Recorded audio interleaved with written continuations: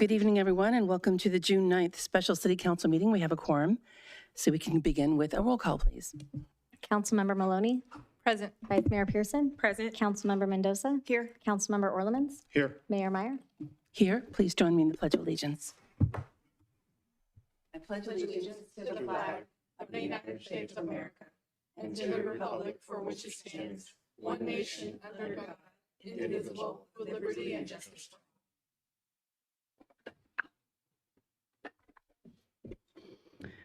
Moving into public comments, the public comment time for tonight's items will be 3 minutes each.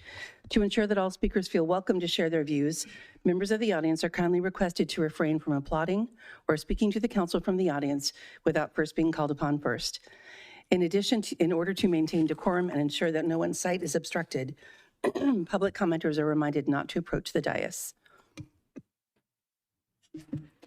At this time, members of the public are permitted to address the City Council on items listed on the closed session agenda. We did receive one written public comment in advance, which is summarized on the screen above. First speaker I have is Danny.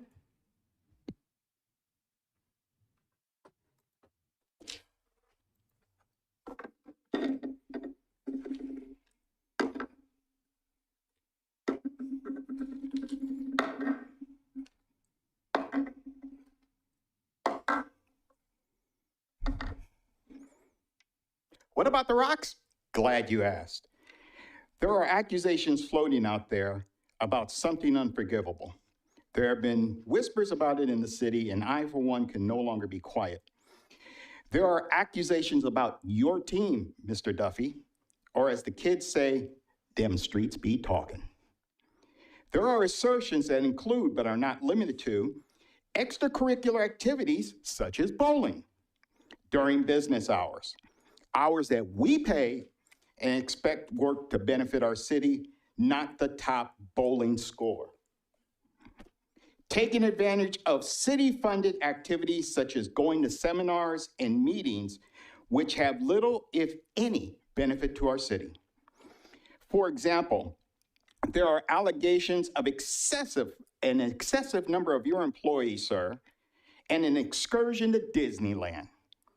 Unfortunately, this might include a meeting between our former interim city manager and several, and by several, 6 or 7, to discuss who can go this year and who can go next year. Employees exploiting our sickness tardy regulations, which, if you don't know, you can actually find online. Unfortunately, these actions were taken with either permission or participation from our former interim city manager. Many of these alleged allegations took place under the previous city manager as well, who often just turned a blind eye. Some of you may think, well, city leadership gave permission for these activities or authorizations.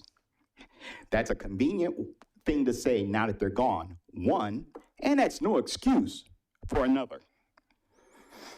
Yes, these are serious allegations. Some may even argue that this misuse may have a greater impact on our city than a couple of emails by 2 dummies. I don't know how these allegations are supposed to be addressed. Should I submit a formal request? Is this a future agenda item? Or can the city manager do his job? I don't care. In closing, as a reminder, my claims do not fall outside of FOIA. I would rather not ask for emails, hotel receipts, and bowling scores, but as recent events have shown, text remains forever. And as the Bible says, and I'm paraphrasing, ye who is without sin, cast the first stone. Thank you. The next speaker is Melissa.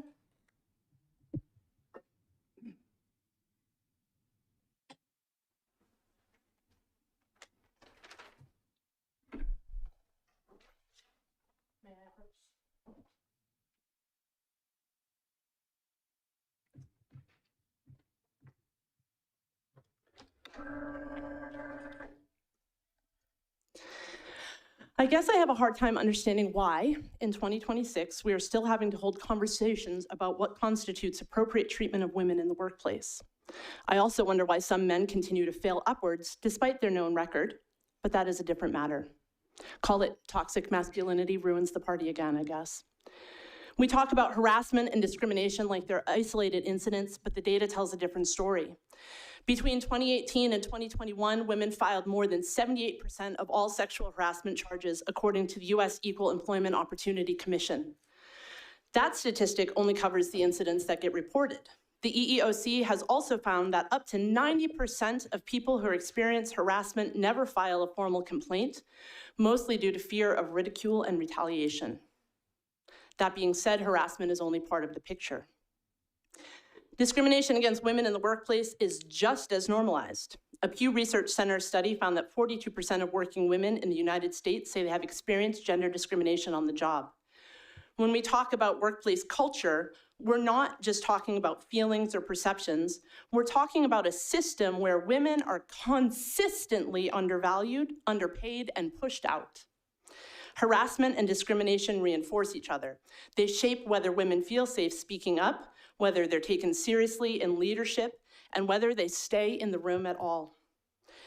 As mentioned in my previous comment 2 weeks ago, studies show that workplace discrimination undermines professional advancement, leads to higher turnover, and has measurable impacts on mental and physical health, including anxiety, depression, and post-traumatic stress disorder.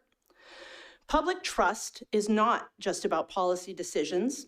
It is about conduct, integrity, and the standards we are willing to uphold when no one is watching. I'm no longer talking about just some salacious text messages, but the additional discriminatory behavior that has recently come to light in the mere 6 months Mr. Duffy has been employed by our city. When we excuse behavior like this, we are signaling to every woman in this community and every young woman watching that their dignity is negotiable.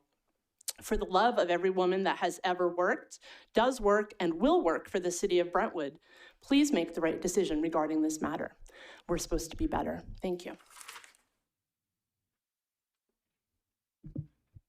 I have no additional speaker cards. Thank you. Closing public comments, we need a motion to recess to closed session. I make a motion to recess. Second. All in favor? Aye. We're in recess.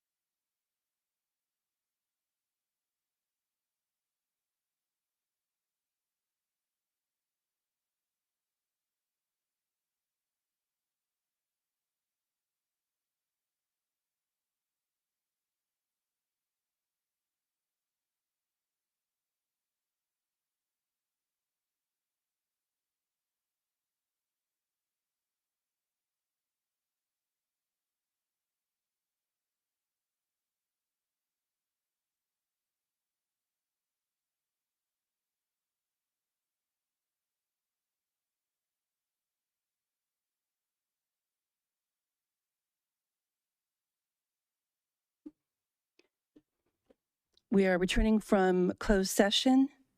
Thank you for your patience. We had 2 items. For item number E.2, there was no reportable action. For item number E.1, I'm going to read a statement. Tonight, the City Council voted to place the city manager on paid administrative leave effective immediately on motion by Councilmember Maloney and second by Councilmember Orlemans. The vote was as follows. Mayor Meyer, yes. Vice Mayor Pearson, abstain. Councilmember Maloney, yes. Councilmember Mendoza, yes. Councilmember Orlemans, yes. I want to be clear that administrative leave is not a final determination of any matter. I know residents may have questions, and I understand the desire for transparency. This is a personnel matter, and there are legal, privacy, and due process limits on what the city can publicly discuss at this time. Our responsibility now is to preserve the integrity of the process, ensure continuity in city operations, and continue delivering the services that residents rely on every day. In the interim, city operations will continue under the leadership of the city's executive team and department heads. The council has confidence in our city staff. We appreciate the community's engagements and patience. We will share additional information when it is appropriate and legally permissible. Do I have a motion to adjourn closed session? So moved. I'll second. All in favor? Aye. Closed session is adjourned. Starting our regular city council meeting again, thank you for your patience. We have a quorum, so we can begin. Can I get a roll call, please? Councilmember Maloney, Present. Vice Mayor Pearson, Present. Councilmember Mendoza, Here. Councilmember Orlemans, Here. Mayor Meyer. Here, please join me in the Pledge of Allegiance. I pledge allegiance to the flag of the United States of America and to the republic for which it stands, one nation, under God, indivisible, with liberty and justice for all.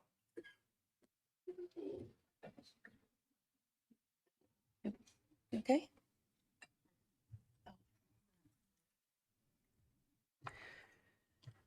We are going to start with a presentation, item C1. I'd like to welcome BART Director Mark Foley and invite him to the podium.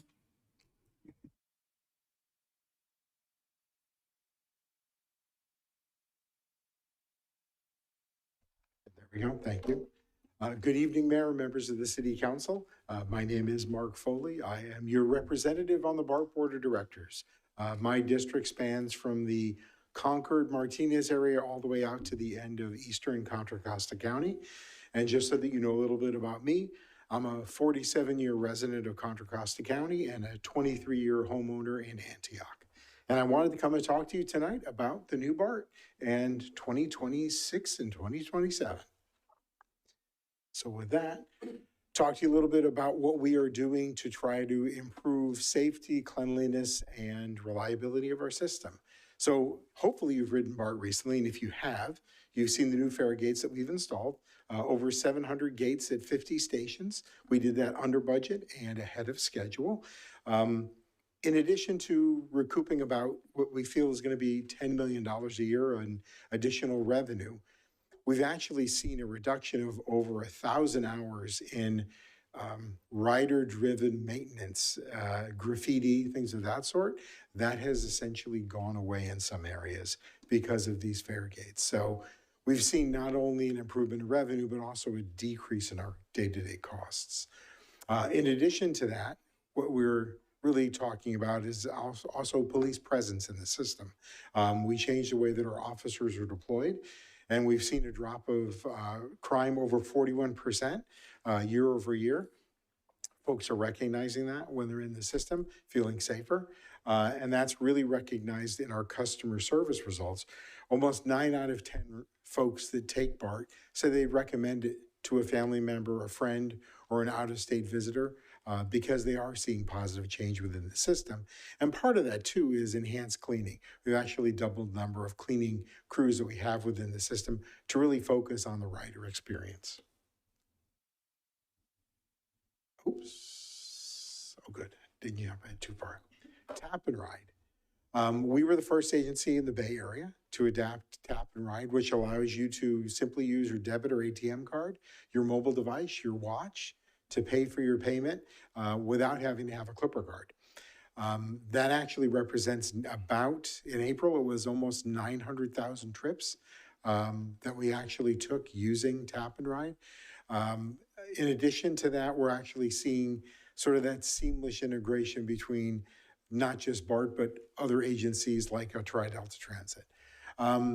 Glowing up our stations, LED lighting. I have two daughters who ride BART, and they ride it solo. I want them to feel safe in the system. I want the system to be well lit so that anyone who's riding feels welcomed and also feels as though they can be on a platform in the evening and not feel as though they're scared. So really what we're trying to focus on is lighting up our stations to make them more attractive and welcoming for riders in the evenings. And in addition to that, we've been focusing on our escalator repair and replacements. 23 of our 40 escalators in downtown San Francisco have been replaced. If you've been there recently, you'll notice that many of the escalators now have external enclosures. We've actually added a top of the street level kind of closure that allows us to actually lock down the escalator at the end of service so individuals aren't housing themselves in the escalator during the evening or overnight hours. So it isn't just about focusing on our regular day-to-day work, but also celebrating BART in the Bay Area. Picture here of us doing a Concord movie night out of the Concord station.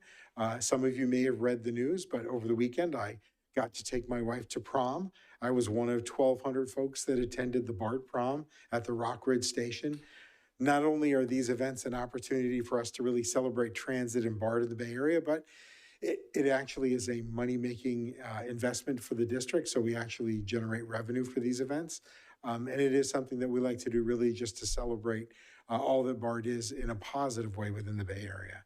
I mentioned earlier about fare gates, and not everyone can afford to ride BART without skipping their fare. So, you know, historically we've had student discounts, discounts for mobility challenged riders, seniors that would ride the system. So we worked with MTC and developed Clipper Start, which allows for a income-based reduction on your fare. So it's up to 50% off your fares riding BART. And it's basically someone who has income at 200% of the poverty level or below has the opportunity to apply and actually be a Clipper Start rider. In April, we had almost 200,000 rides using Clipper Start. In addition to Clipper Start, we have Bay Pass. And if you don't know what that is, it's either an employer or a educational institution buys essentially an unlimited pass for folks to be able to ride BART or any other transit in the Bay Area for one monthly cost. So I can take Tri-Delta Transit to BART, to County Connection, and I'm simply paying one fare for the entire month, no matter how many days I ride, what time of day, what day of the week. UC Berkeley, their student union just joined that, and next year San Jose State will be back in there as well. So really trying to offer that up to educational institutions and employers like UCSF that have taken advantage of this. And then lastly, one of the things that we focus on as an agency, twice a year we basically look at our data and where our ridership is, and we resync our ridership schedules. So we work with the Tri-Delta Transits and the County Connections of the world to make sure that our changes are known to them so that they can adjust schedules accordingly, and we can try to synchronize so that their riders, who are ultimately our riders, are able to connect or vice versa. So we also have some cost and revenue challenges, as you probably have heard. The Bay Area still has the highest adoption of remote work in the country. And most folks are only going in the office 2 or 3 days a week. And that's really representative of what our ridership looks like. We're at about 50% of our pre-pandemic ridership during the week. And what that has resulted in is about a $300 to $400 million annual operating deficit, because BART was built on the concept that riders who pay for their fares is what will help pay for the daily operations of the agency.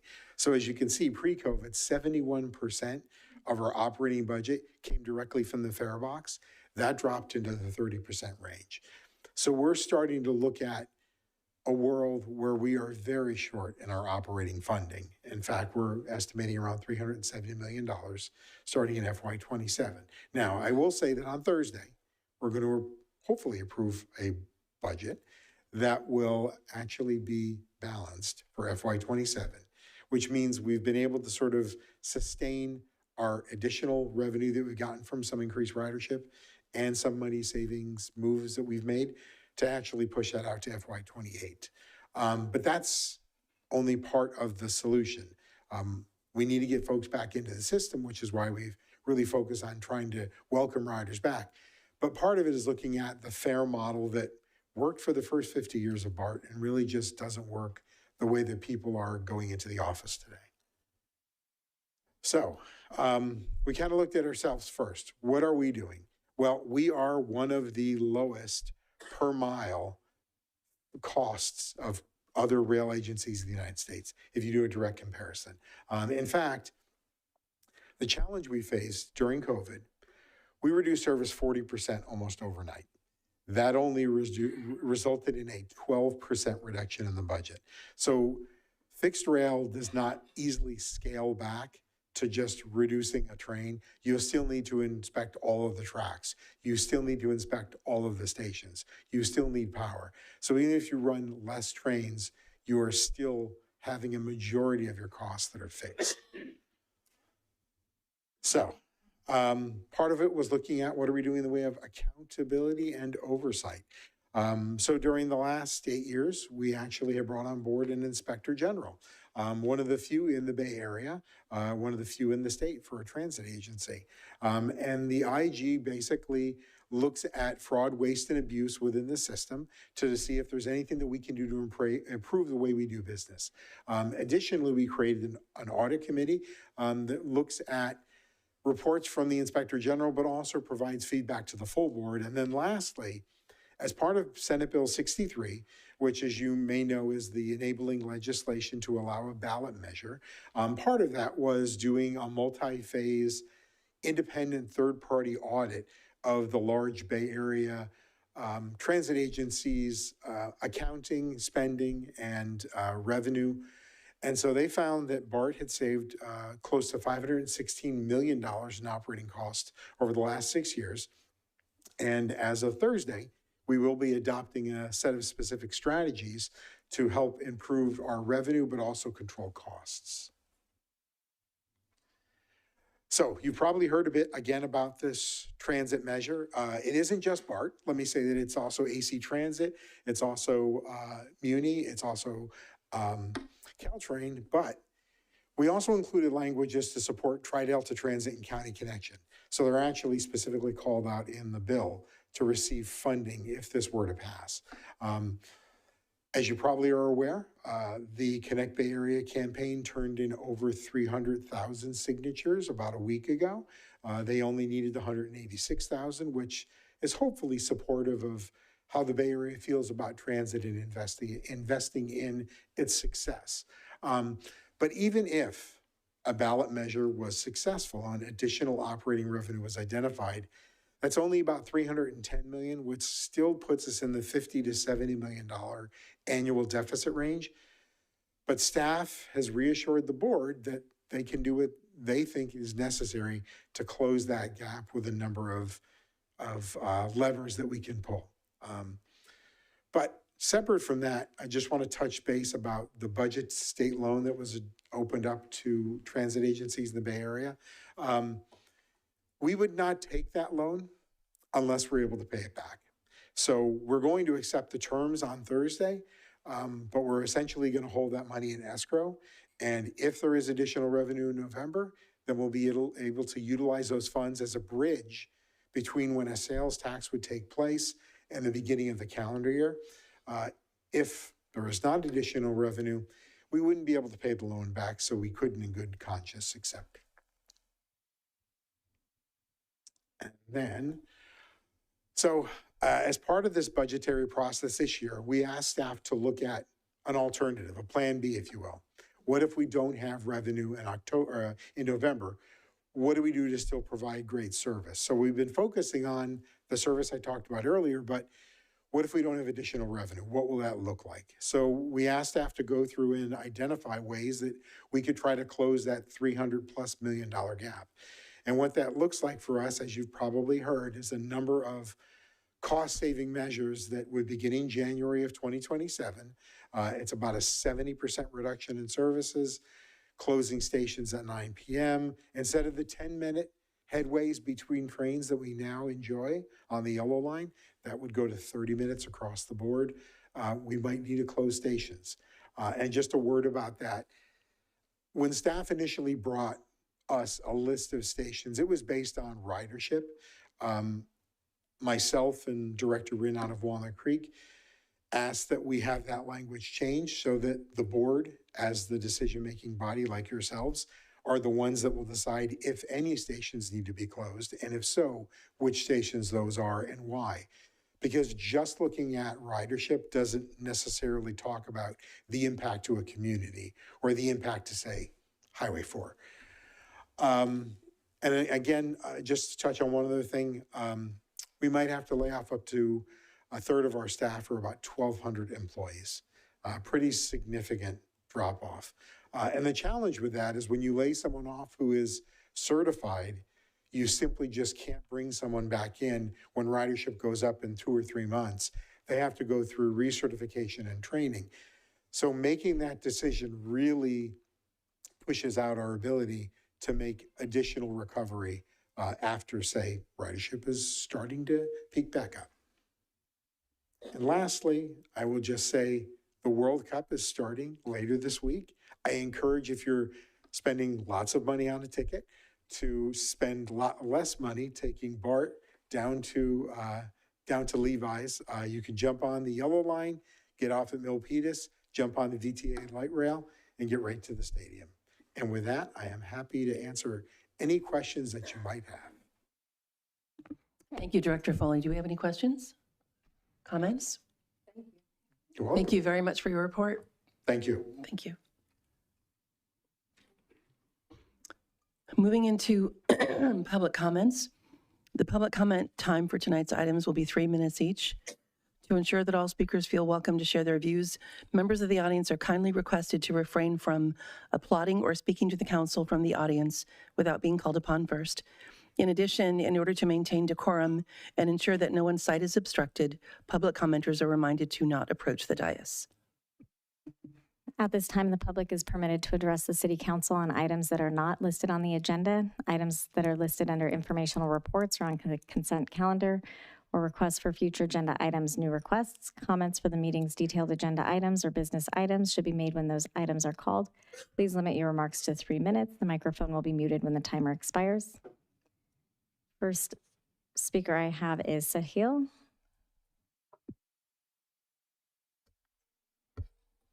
Hello, City Council staff and City Council members. Thank you for letting us present some brief remarks regarding the work of our Youth Commission. First, hello everyone. My name is Sahil. I am a commissioner on the Brentwood Youth Commission, and now let's delve deeper into what we are doing.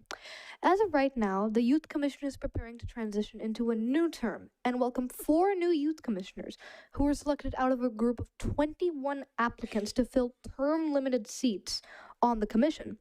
If confirmed by you, the City Council, this coming July, their service to the City of Brentwood will begin, signifying a new era to a commission dedicated to serving our youth. Along with this, our first ever STEM fair occurred exactly 1 month prior on the 9th of May and was an utter success. We were successfully able to engage with the community, raise enough money to sustain our 2 scholarships, attract numerous exhibitors across Brentwood and the Tri-Delta area, and have a staggering attendance of almost 200 individuals, unprecedented given the fact that this is the first debut of an event. And now, just quickly before I move on, I'd just like to thank Madam Mayor Meyer for attending the event briefly at the start. Then we also awarded 3 individuals a total of $2,250, partitioned between the 3 in varying amounts, for either winning our signature Youth Commission scholarship or our civic essay competition. The Youth Commission Scholarship has been the flagship predominant scholarship that has been a fundamental purpose and a pillar of the Youth Commission ever since we were established. And the civic essay competition was just introduced this year in this term, and you had to apply by encapsulating, by showing how you civically engage with Brentwood, which effectively means that everyone who applied and ended up winning made Brentwood a better place in the end.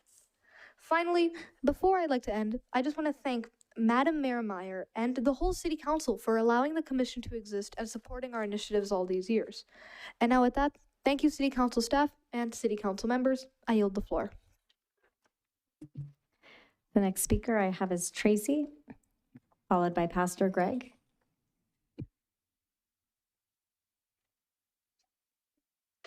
Hello, you all know who I am, and I'm here basically to discuss my, I was going to say discovery request, but my records request to 3 of you. And it was Pearson, Maloney, and Orlemans. I have been asking since April for emails or whatever. It's in my document request, but I was met with that they needed additional time, which is fine. Then nothing. So I called trying to find out what was going on, and I don't even know how many times, but I have made several attempts. And I was told that Pat Nisha said there was nothing. I was told that Faye didn't even respond. And Tony, you did provide 2 screenshots, so I appreciate that because you actually knew what I was looking for. I find it hard to believe that there was meetings referenced on February 10 regarding the Community Service Center. And Pat Nisha, you said 1 meeting, and then at some point you said at the first meeting, which implies there was 2 meetings. So anyway, I was trying to get the information from you guys because I'm interested in that. So then I emailed everybody because I was upset. Nobody was responding. And Miss McVeigh said that she was going to try to get documents signed where you say there's nothing. Of course, radio silence.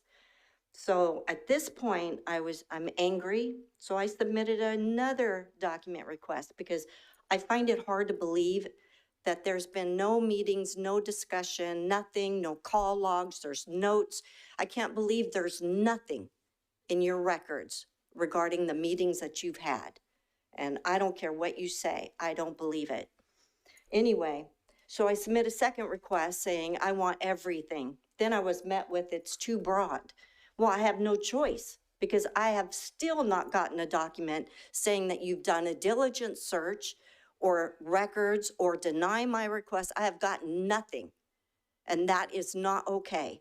When a citizen asks for a document, you need to do the search and get it to them, not just radio silence. I have asked and talked on the phone, nothing's in writing. So I think this is totally inappropriate. And I demand that I've written you an email that tells you what I want and how I expect it to be handled pursuant to the rules. I don't even know if it's the California Public Records or the Brown Act, but there's definitely rules in there that need to be complied with. The next speaker is Pastor Greg, followed by Danny.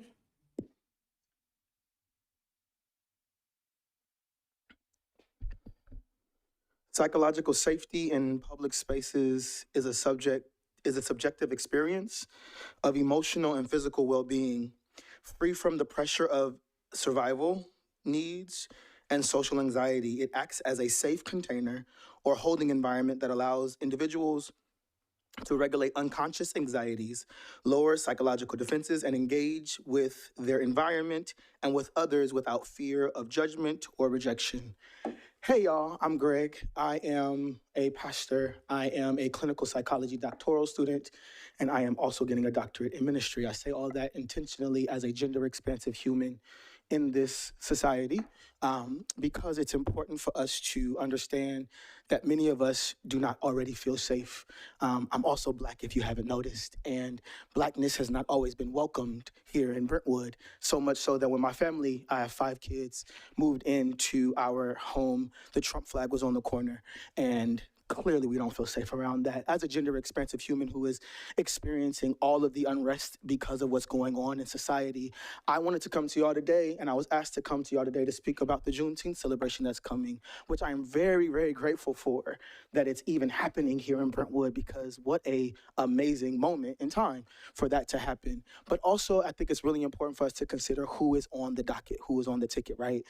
Because not everyone on the docket has made queer folk like myself feel comfortable or feel safe to even be in presence anywhere in America, let alone at a celebration that is supposed to be celebrating my Blackness. If my queerness cannot be invited to the celebration where my Blackness is being celebrated, I don't even know how I can show up. So I want us to consider what it means and what it looks like for us to bring forth individuals who are known for their hatred or their hate speech or their language that has been across pulpits and platforms and microphones that has not made my community feel safe.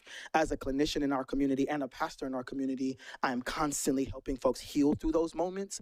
I think it would be amazing if we think through that in the forefront, so safety is already what they have. So when they come to my office for any of the reasons, they're in celebration mode and not still living in the fear and unrest of what it meant to show up to another event where other folks were lifted and their Blackness and their queerness was demonized and problematic based on who is up there speaking or singing across the platform. So I appreciate y'all's time. Thank you.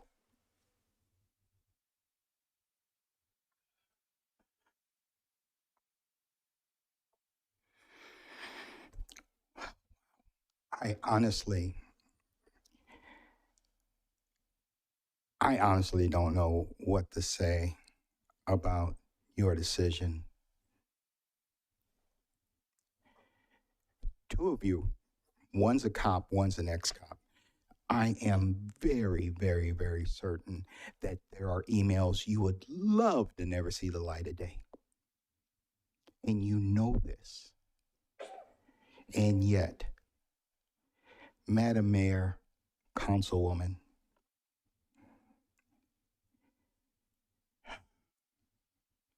my mistake was saying it was about race. Because when I looked online, that's what it seemed like. Oh yeah, well, he's a Black man from Oakland. And he probably did all those things he did. But no. When I was here earlier today, which now that the gentleman's no longer here, I guess my claims that I brought to the light of day will now not be seen. The word on them streets, so to speak, which actually now, as I was listening, I realized it wasn't about race. It was about a few people who didn't like the change in the culture they were forced to change with. I gave you the information. It's up to you guys to actually follow through and see if what is out there is true. And the only way you can't find it is if you don't look. That is why that man's not here. Not a text, not his color, because he had the audacity to come in here and tell some of these members of staff, and by the way, I know who you are. I know who you are.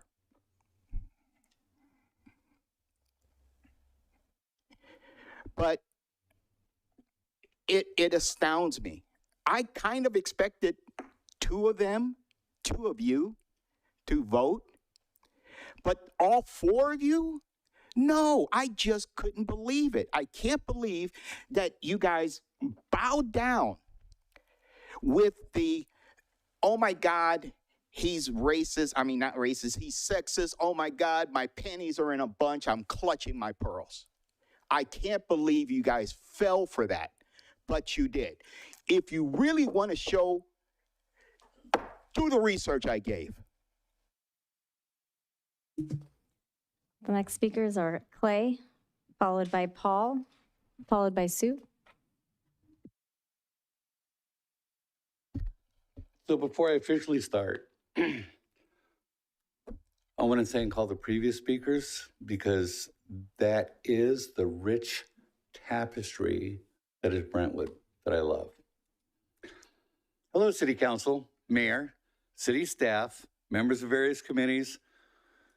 Oh, that we have tonight. I have to read this better. In case you don't know, I'm Clay Hawley, resident, community advocate, pot stirrer, and man of the people. I'm coming to you today as a warning. I have a new thing a-brewing, and this is your advance notice that I'm going to be back. Here's what I'll be presenting in the near future. Brentwood, our suburban city with 60 some odd thousand residents. Our eventual build out, over 90,000. That's 50% more than where we are at right now. Imagine your family of 4, it's now a family of 6. Your family of 6, now a family of 9. That's a lot of growth. What I've noticed recently, that we as a community have been reactionary to much of our growth. Taken by surprise, if you will. The city council gets items to vote on and the residents are caught off guard, wondering, how did this happen? It goes through planning, it goes through the city staff, goes to city council, nobody worries until the residents find out, then, you know. So I'm gonna be proposing a plan to be proactive in managing our growth. The way the various committees communicate amongst themselves and provide that information to the public.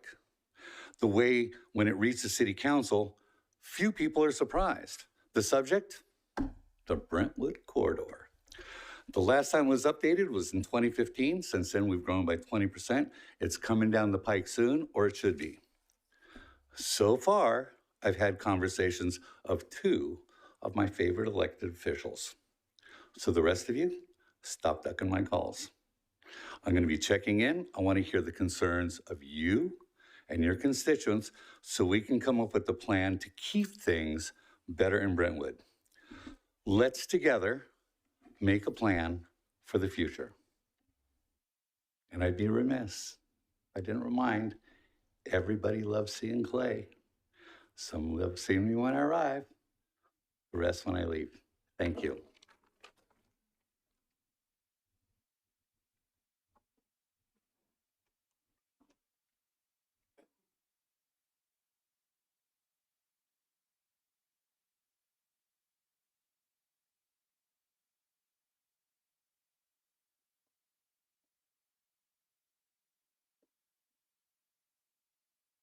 Good evening. As we march towards July 4th, America 250, I hope our city is planning a robust celebration of our country, untainted by leftist rhetoric and backward-looking criticisms. Our country has provided the greatest prosperity and freedom for the greatest number of people of any country in history. Yet we have seen protests in our community to disrupt our government. The council needs to carefully vet organizations prior to issuing demonstration permits so they cannot use us like fodder to their cause. Recent examples, No Kings, a national organization of loose affiliations supported by billions in funding. NAACP tried to destabilize a destabilization campaign in Brentwood using the Ramirez case. Brentwood should never be a platform for these subversive groups. Right now, insane and suicidal sanctuary state Democrat policies mean that criminals elements might be here in Brentwood. Due to our geography, our city is the perfect nesting ground for human trafficking and slavery. December 9, 2025 proclamation against slavery and human trafficking is laudable and a strong first step in fighting back. What action will be taken in Brentwood? Will the council strongly advocate seamless interaction with ICE, DHS, DOJ, FBI, and our police to eliminate these criminals and find those enslaved and trafficked? We need to hear an action plan and see it in action. Please make an announcement. Otherwise, a proclamation is just a piece of paper. When I was going through the public school system, there was something called CARE. The teachers and the students and leaders strove to create embracive environments and guide every child to perform their best. Over the years, CARE has been replaced by DEI, which masquerades as something warm and fuzzy. Don't be taken in. DEI is a harsh Marxist orthodoxy based on exploiting race, sex, genderism, division, discrimination, and prejudice. Its political purpose is to destroy exceptionalism, separate people into groups, and establish dominant political control over our lives. We have seen the disastrous effects in higher education, medicine, military, air traffic control, aviation, high tech, policing, and our political representatives. Qualifications have been loosened in deference to quotas for special class individuals. Today, we routinely leave behind half of our students who cannot meet grade level reading and math testing. Does the council feel alarmed about this? Could the city staff talk about how Brentwood's DEI program is avoiding this trap? Thank you.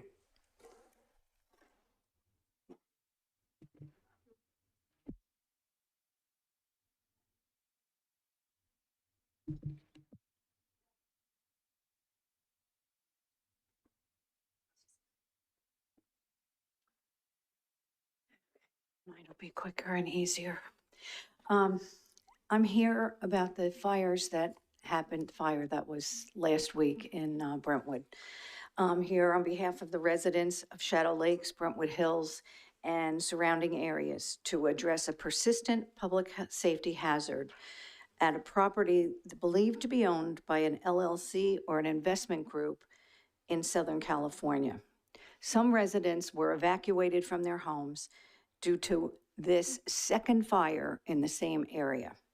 Due to the owner's ongoing failure to maintain vegetation and remove combustible debris, our neighborhood has already suffered 2 major fires linked to this parcel, one last year and one just recently.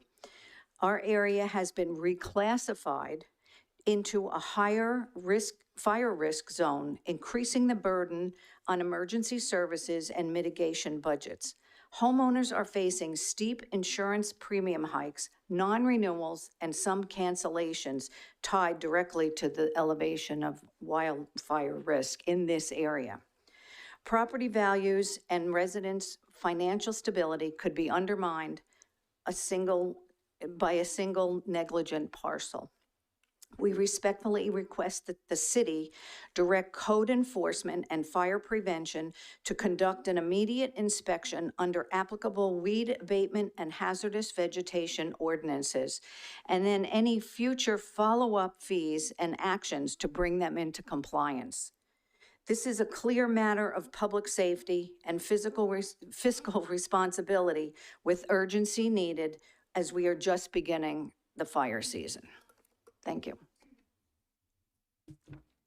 The last speaker card I have is Melissa. And if we could, Terrence, if we could have staff follow up with Sue, and maybe we can work out some sort of a report in the future for another item. Thank you. Hello. Much happier terms. Gosh, I am so thankful that the First Amendment is still a thing that exists in our country, for now anyway.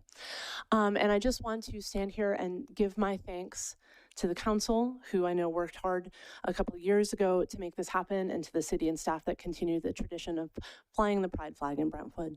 As a member of the LGBTQ+ community, there are so many of us in East County, and it means so much to us to see our city fly the flag that represents us and the hardships that we've faced. So I want to be on the record for my complete thanks, and also bring tidings from the Reconciling Committee at the Brentwood Community United Methodist Church.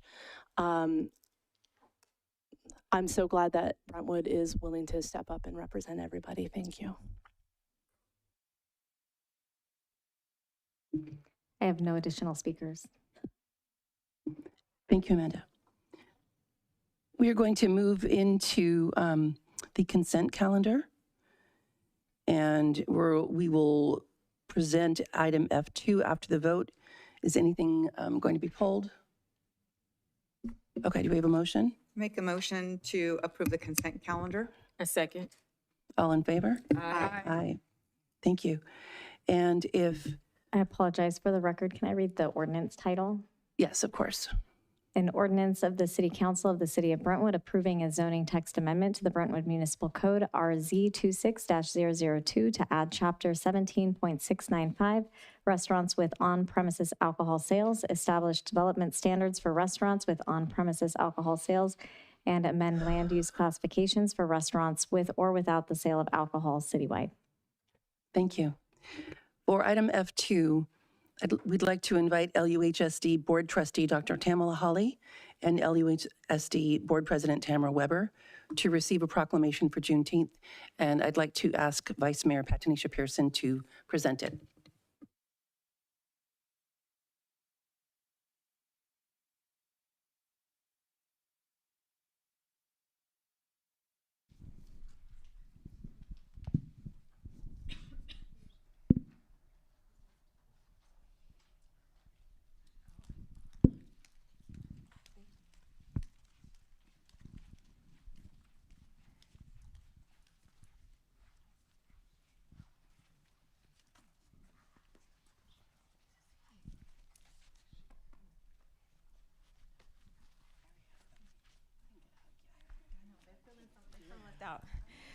Good afternoon, good evening, everyone.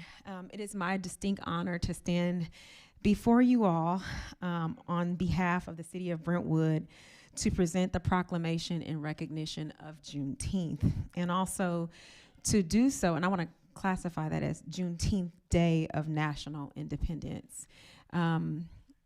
It's also a privilege to do so with two amazing educators who are here today. On June 19th, 1865, Union Army Major General Gordon Granger rode into Galveston, Texas, and delivered the news that enslaved people were free more than 2 years after President Lincoln signed the Emancipation Proclamation. 2 years. Let that settle and sit for a moment. 2 years of people who had been enslaved, still being enslaved when they were indeed free. Freedom had been declared on paper, but it had not yet arrived in practice. Juneteenth is the day freedom finally landed. For generations of Americans, we've kept this alive. Not just Black Americans, but all Americans have kept this day alive because it's American history. It's not Black history. Passing it down through family generations, community celebrations, and quiet acts of remembrance, even when the broader nation turned a blind eye and looked away. It was on June 17, 2021, the then seated President Biden signed the Juneteenth National Independence Day Act, making it a law that was the first recognized federally holiday since MLK Day was established in 1983. But a holiday on a calendar does not complete the work that we still must do. Black Americans continue to face systemic challenges, including persistent wealth gaps, disproportionate incarceration rates, ongoing health disparities. Juneteenth is not a finish line. It is a marker that reminds us how far we have come and a mirror that shows us just how far we still need to go. So that is why the two people today mean so much to me as a parent in the city of Brentwood. Dr. Tamala H. Hawley and Board President Tamara Weber, you serve on the Liberty Union High School District Board at a time when what children learn and what they are permitted to learn is contested on a daily basis. You show up anyway. You advocate for students who need dedicated voices in their corner. Juneteenth teaches us that freedom delayed is still freedom to be fought for.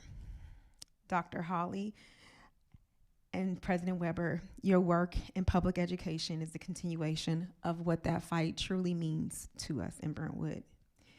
Many of the council attended the recent graduations, the African American Baccalaureate, and every student that walks across that stage knows their full history, and hopefully they know their full worth. That's a testament to leaders like you all.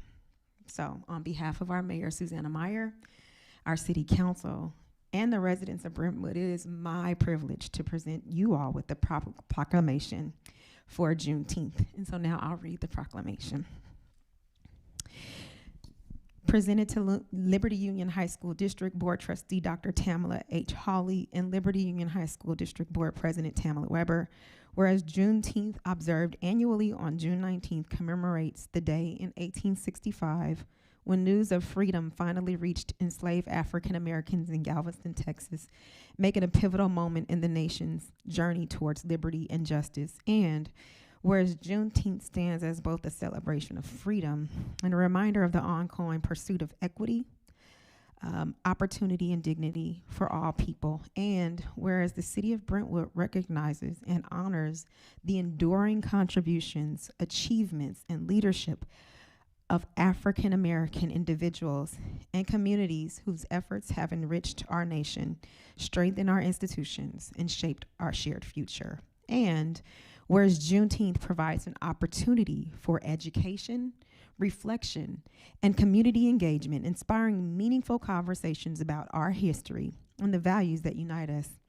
And whereas the city of Brentwood remains committed to fostering a welcoming, inclusive, and respectful community where diversity is valued and every resident has the opportunity to thrive. Now for be it proclaimed that the city of Brentwood does hereby recognize the 19th day of June as Juneteenth. So,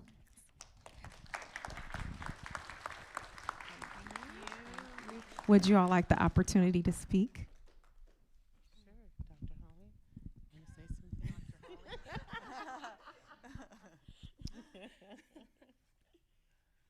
This is an amazing presentation, not only because, as Patnisha Pearson mentioned, our school district is non-wavering when it comes to making sure that students do know all of our history, even in the face of resistance from those who are supposed to be regulating us.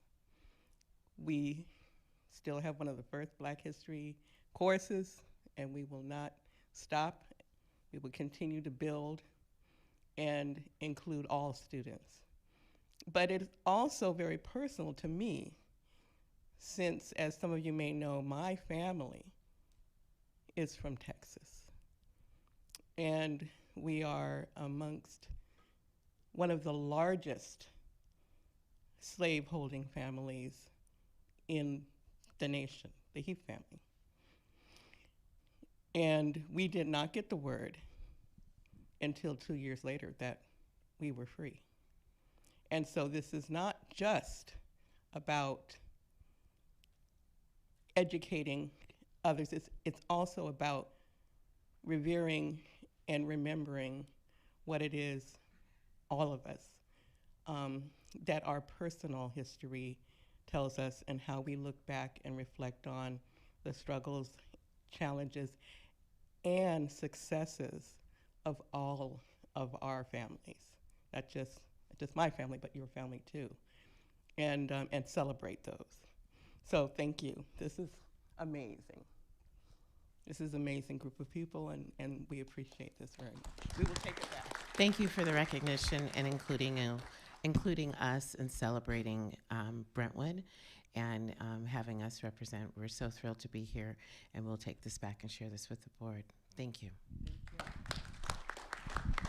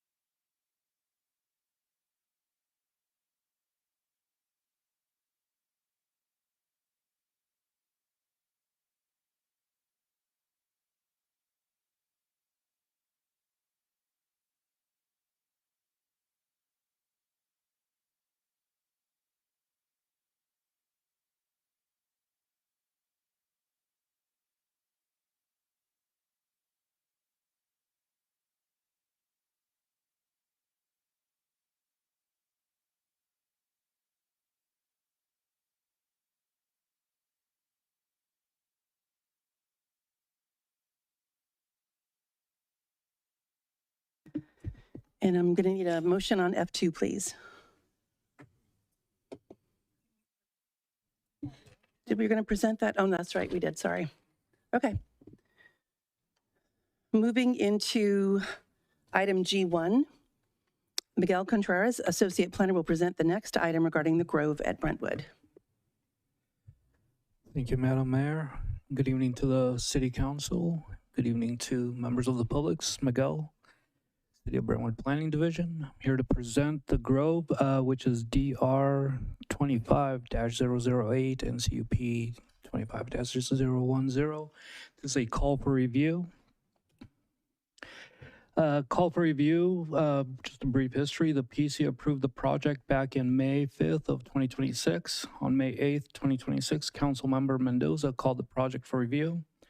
The council member indicated she only wanted to discuss the potential license types to be permitted, specifically the ABC license types, and hours of operation for alcohol-related uses. Councilmember Mendoza clarified that she did not want to include the design review as part of her call for review. However, because a call for review requires a de novo hearing, which means a new hearing, the City Council must hear the project in its entirety, including the CUP and design review, and make findings to approve, modify, or deny both DR 25-008 and CUP 25-010. Quick location, the project's located on the southeast corner of Oak Street and Walnut Boulevard. It has a general plan designation of downtown specific plan, and it has a downtown specific plan designation of Western Gateway Neighborhood District. The specific requests are a conditional use permit for the alcohol, or for the sales of alcohol for off-site and on-site consumption. And the second request is design review approval for a new 35,690 square foot shell building, a community theater, and associated site improvements. The site would be accessed off of Walnut Boulevard. The parking on site, there would be 144 parking spaces. There's an ample loading area that would allow for 5 loading vehicles. It's highlighted in red on the screen. And the project proposes close to 50,000 square feet of landscaping. Diving into the community theater and usable open space, the community theater would feature lighting and sound amplification. The hours would be limited from 10 a.m. to 10 p.m. and the outdoor area would be 24,000 square feet of usable open space, meaning that folks can go out, have a seat, have a drink, have their children play at the play structure or splash pad. These are the types of amenities that are featured. And the outdoor area would be completely enclosed as shown by that purple line on the map on the screen. The outdoor area also features restroom facilities that are separate from the main building. The architecture of the building incorporates a 20th century commercial style. It features a flat roof, parapet above the mechanical equipment, which means you won't be able to see any of the mechanical equipment from any vantage point.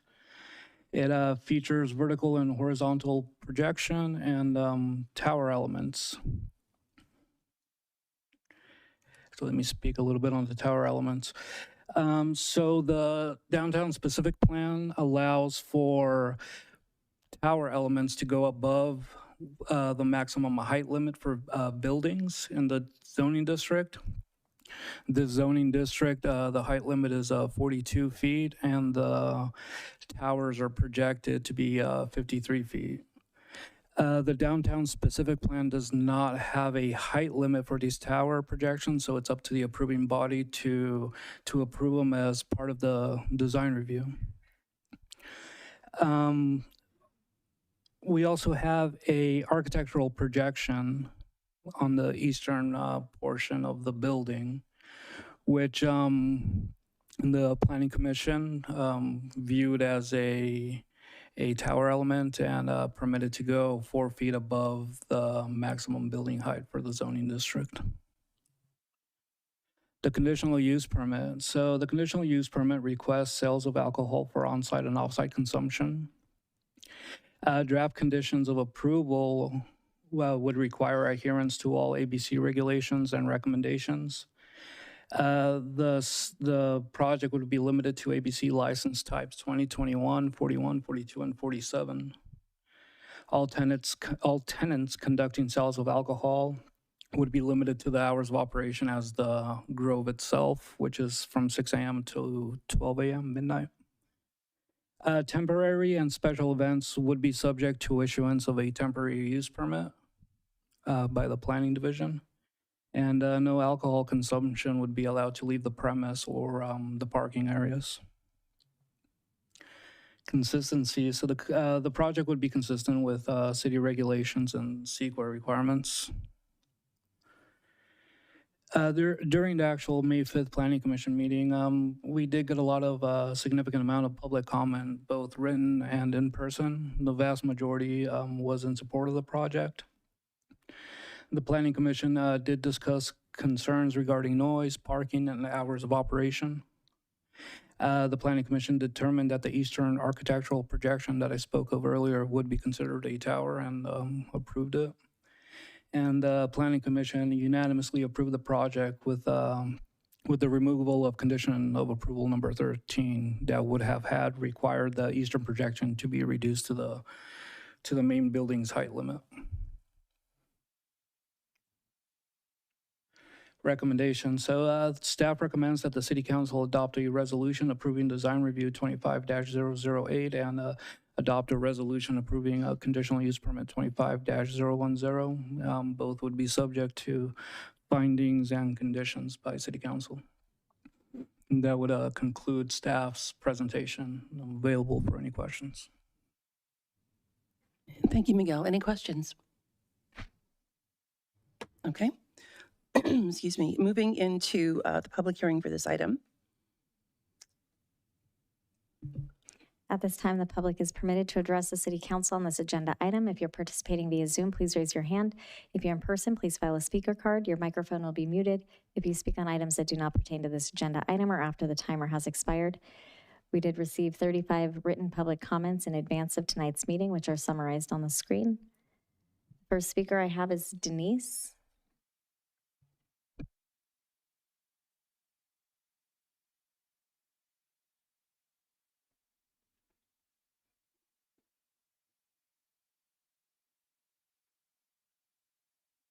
Good evening, Madam Mayor and City Council. My name is Denise Cosgrove, and I am get to serve this year as president of the Brentwood Chamber of Commerce. And I come here tonight in support of the Grove.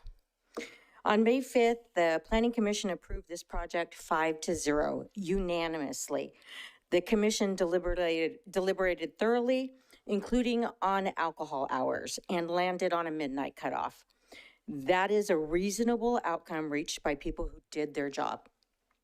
The community responded with 16 pages of written support. The Chamber and the Brentwood, Downtown Brentwood Coalition both stood behind this project. By every measure, this process worked exactly as it should have. 3 days later, it was pulled. Matt Hagar has paid over $52,000 in staff fees to get to this point. This council should also ask tonight whether this call for review will cost him even more, and if so, who bears that burden? The Chamber supports projects that bring residents downtown, increase foot traffic for existing businesses, create opportunities for small entrepreneurs, and strengthen Brentwood's economic vitality. The Grove accomplishes every one of those goals. It is a 35,690 square foot multi-tenant commercial building, a 24,000 square foot outdoor gathering place, and a community theater on 4 acres in the heart of downtown Brentwood. It is retail, it is community space, it is economic activity. It is the kind of project that puts Brentwood on the map. I have heard this project referred to as a public market, but it is much more than that. Elevating this project, Evaluating this project solely through the lens of one component does not reflect the full value it brings to our city and our existing businesses. The concern raised is alcohol sales and hours of operation. The city's own staff report, which now includes a downtown alcoholic establishment, identifies 21 locations in Brentwood already permitted to serve alcohol. The Grove was approved to serve till midnight. At some of these 21 neighboring operations, they can serve until 2 a.m. We simply ask that the Grove be held to the same standard as the businesses already operating in this community. Consistency is not too much to ask. I do want to speak to a broadened pattern because the chamber believes it deserves an honest conversation. Costco was pulled. Costco eventually built, but not without unnecessary delay and cost to a project Brentwood residents wanted, clearly. The downtown fire station rebuild faced last-minute design objections over brick color and window shapes, and that contributed to a $500,000 cost increase to Brentwood taxpayers. Lazy Dog was pulled. Lazy Dog is not coming to. The speaker's timer has expired.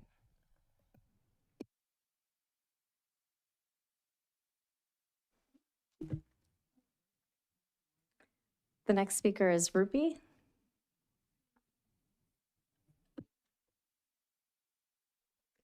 Good evening, Mayor and members of the City Council. I'm Rupi Dhaliwal. I work in the commercial real estate space, specifically in the veterinary division with mergers and acquisitions. And I would like to see the Grove in full fruition here in Brentwood. I just want to share with you, Brentwood holds a profound place in my heart. The city is where I bought my first home. It's where my son began his life on this planet as a Brentwood resident. And it's where I first stepped into my journey as an entrepreneur. I know firsthand what it means to build a business from the ground up in this community.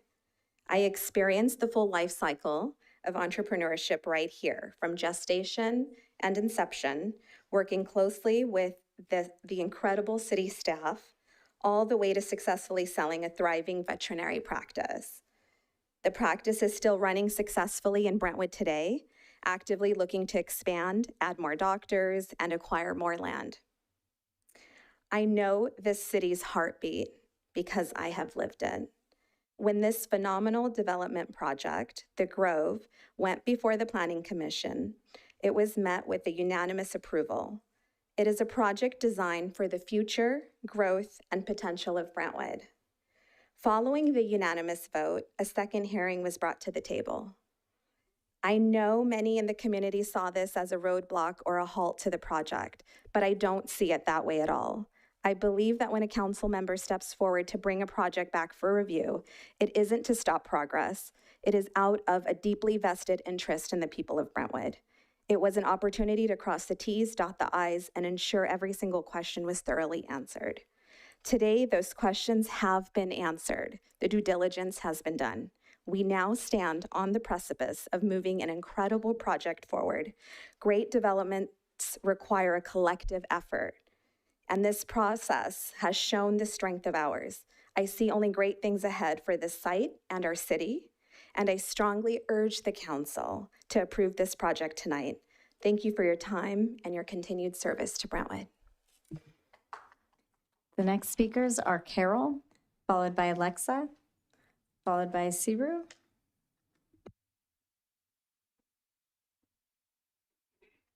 Good evening. I have a different look because I represent the Guerin family. They are the family that owns that acreage on Walnut Boulevard. I've been working with them for a little more than 5 years. We went through several offers on the property, but the offers all came in wanting to put housing there, which is next to a railroad track, even though it's not used much, if at all, but also some gas lines that run through the property. So housing was absolutely not the appropriate use. When this project got presented, or when Matt came by and said, this is the perfect spot for a dream I have.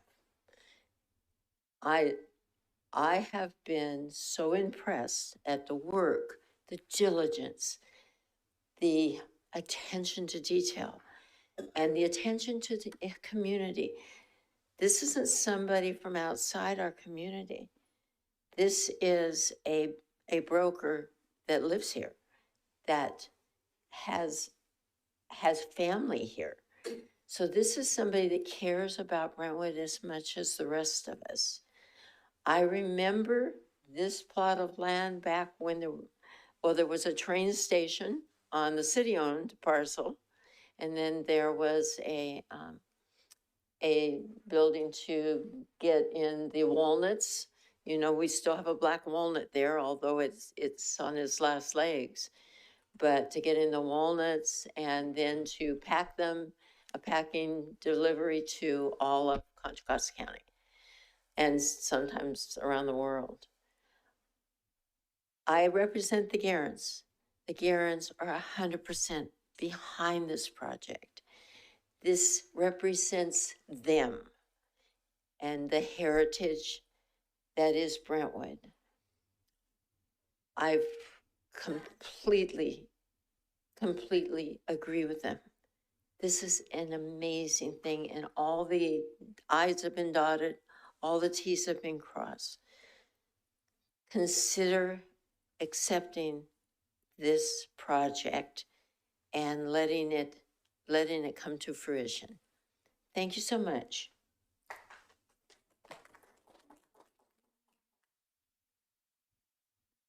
Alexa?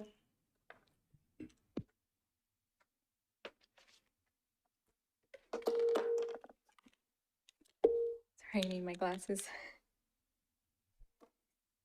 My name is Alexa Padilla. I'm a Brentwood Antioch resident, and I was a Brentwood resident for over 20 years. I'm a mom, a stepmom, and a local business owner. I manage a catering business, a food truck, and a restaurant operation. Most of all, I'm a Mexican-American woman, born in Mexico and raised in the United States since 2002. As a mom, a place like the Grove is exactly what many of us travel to Napa, Walnut Creek, and Livermore for. We want a place where we can meet other moms, enjoy a glass of wine, watch our kids play, and enjoy food from a variety of options. We want somewhere our kids can play, something they can enjoy, and even end up ordering their own things or leaving us with sandwiches that they don't like because they do not like it because it has fancy cheese on it. It is a place where we can bring our husbands for date night and can count on a safe drive home. It is a place where we can take a break on a Saturday morning from our husbands. It is a place that can offer dining, entertainment, children's attractions, safety, and shopping. As a business owner, I see the Grove as opportunity. It is an opportunity for local businesses to expand. It is an opportunity to market and support businesses already rooted in this community. It is also an opportunity to bring in new concepts from surrounding areas and create a more diverse business environment. Being in the food and beverage industry for over 10 years, I know that communities and businesses thrive when there is variety, culture, and opportunity. The Grove has the potential to create all of that in one place. As a Mexican American, the Grove represents something even deeper to me. It represents motivation. It represents a dream. It represents work and opportunity. Many immigrant Hispanics and even American-born Hispanics struggle every day to find stable work. I live a block away from the Lone Tree Shopping Center, and I see this regularly. There's a man who plays music with his son to make a few dollars. At the Rayleigh Shopping Center, I see two Hispanic women sitting in front of TJ Maxx with babies and strollers beside them, selling strawberries. What the majority of these people have in common is that they are immigrants. They are hardworking people to provide for their families, but they continue to face barriers, especially when they do not speak the English language. In the food industry, I have come across hundreds of hardworking men and women, many of them Hispanic, who are willing to clean, cook, landscape, maintain a restaurant, wash dishes, mop floors, and do the work that keeps businesses running. These jobs may not require perfect English, but they do require hard work and commitment. Now put that into perspective. With 25 different tenants at the Grove, I'm not saying that every person selling or performing on the street will suddenly have a job there, but the Grove will send a clear message that there is opportunity in Brentwood. That is why I support the Grove. Thank you.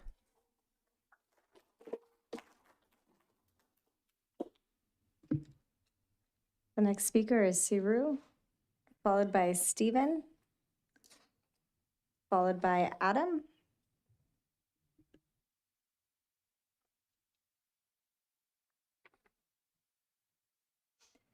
First name I have spelled S-E-A-R-U.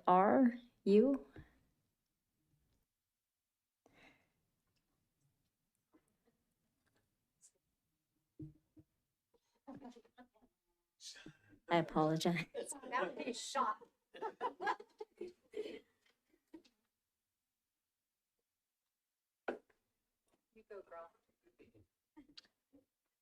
Good evening, Mayor Meyer and council members and staff. My name is Shauna Phippen. First of all, a debt of gratitude to each of you for your service to our community. I don't say that lightly, as I know firsthand how much work goes into what you do, and it is very much appreciated. As a former planning commissioner, I am in full support of this project. The review of this project has brought about a broader concern about the direction the city is headed when it comes to economic development and lack of support for our local businesses. Small, medium-sized businesses and projects like this one are the backbone of our economy. This project has reminded my family of repeated waste of resources when it comes to viable and well-planned projects that are already in full alignment with our master plan.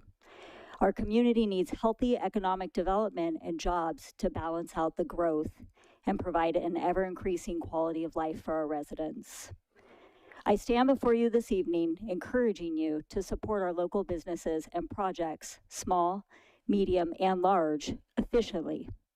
I stand here to share that sizable investors and venture capitalists and future builders are watching the decisions that our city is making and how our community currently supports enterprise to determine if they will bring high-quality jobs to our city, specifically our Innovation Center at Planning Area 1. If our city is not business-friendly, they will not take their prospective projects, opportunities, and jobs elsewhere. I want this to be an opportunity for healthy discussion, collaboration, and change. An opportunity to set a new standard of leadership and economic development in our region. Our city has been well planned and managed for many years, and we have a bright future if we embrace our roots while embracing innovation, change, and inevitable growth. The city of Brentwood is a gem of resources and people. This gem for future investors includes our infrastructure, bandwidth, logistics, regional positioning, incredibly talented people, and above all, our values. Let's review our city's values for a moment. We see them in every city logo: heritage, vision, and opportunity. It's important that we honor these values: heritage, being mindful of our culture, agriculture, history, and roots.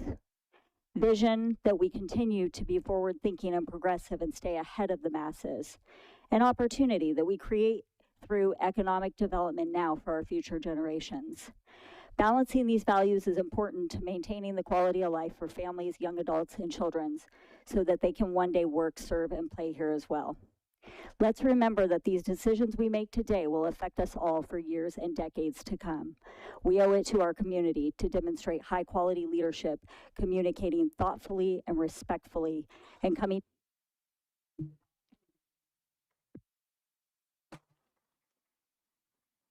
The next speakers I have are Stephen, followed by Adam, followed by Dirk.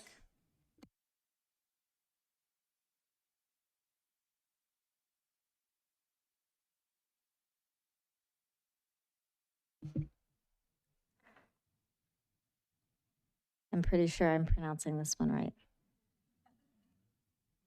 Stephen, the last name is Castillo. All right, I'll move on to Adam.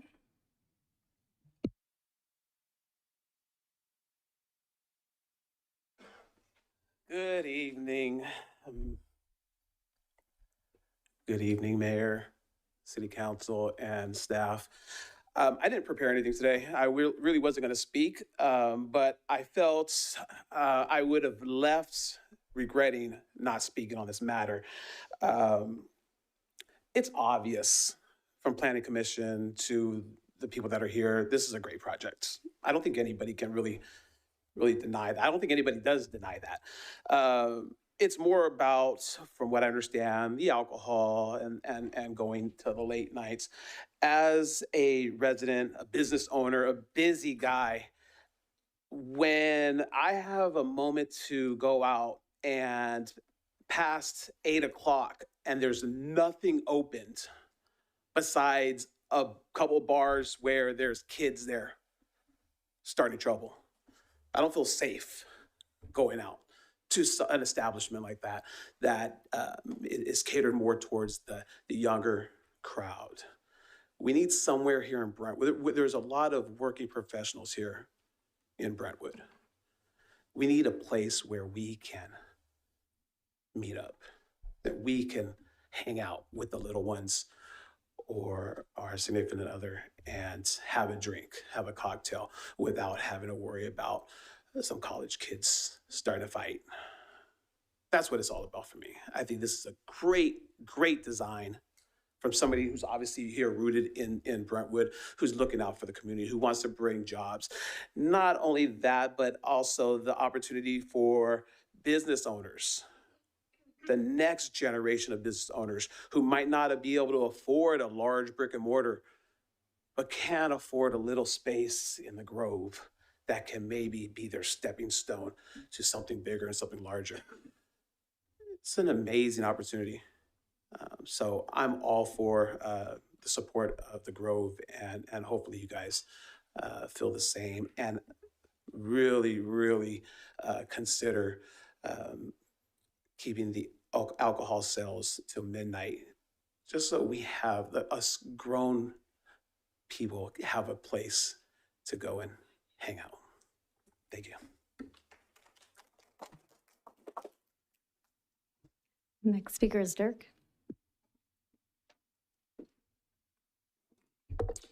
Good evening, Mayor and members of the City Council. My name is Dirk Ziegler, and I am here tonight to express my full support for this project. As a Brentwood resident for over 25 years, a local business owner, and one who served on the Brentwood Planning Commission for 8 years, I've had the opportunity to review many development proposals and firsthand the amount of work that goes into bringing a project through the planning process. This project has undergone extensive review by city staff, the applicant, the Planning Commission.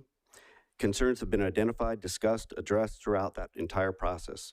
But after careful consideration of the facts, testimony, and applicable standards, the Planning Commission voted unanimously 5-0 to recommend approval. While not everyone may agree with every aspect of the project, I believe it's important to recognize that when an applicant has worked in good faith throughout the city's review process, responded back to feedback, and made the necessary adjustments to the city's goals, policies, and standards. And when that occurs, I believe the project deserves fair consideration based on its merits and extensive work that's gone into bringing it before you tonight.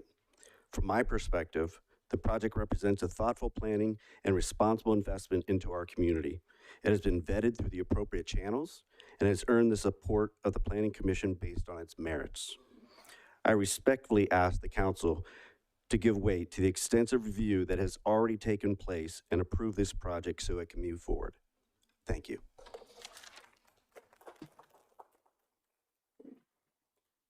Stephen did come back in if Stephen.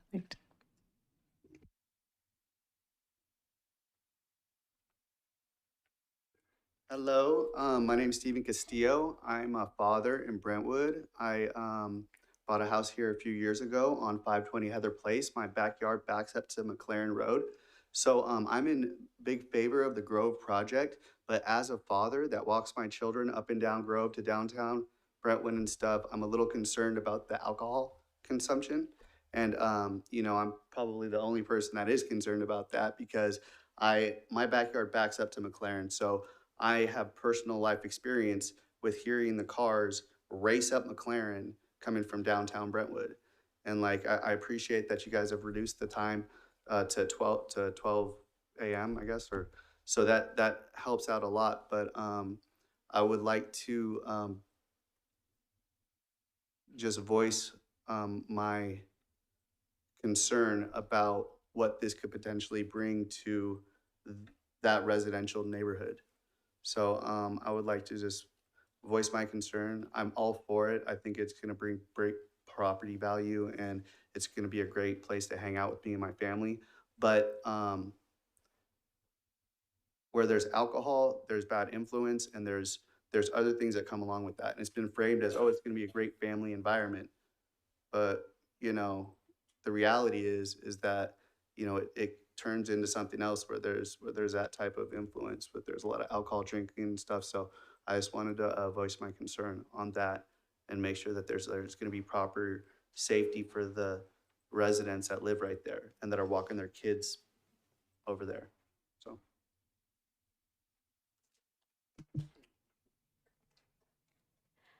I have 3 hands raised in Zoom while we have the last speaker card in the back. Monica, go ahead.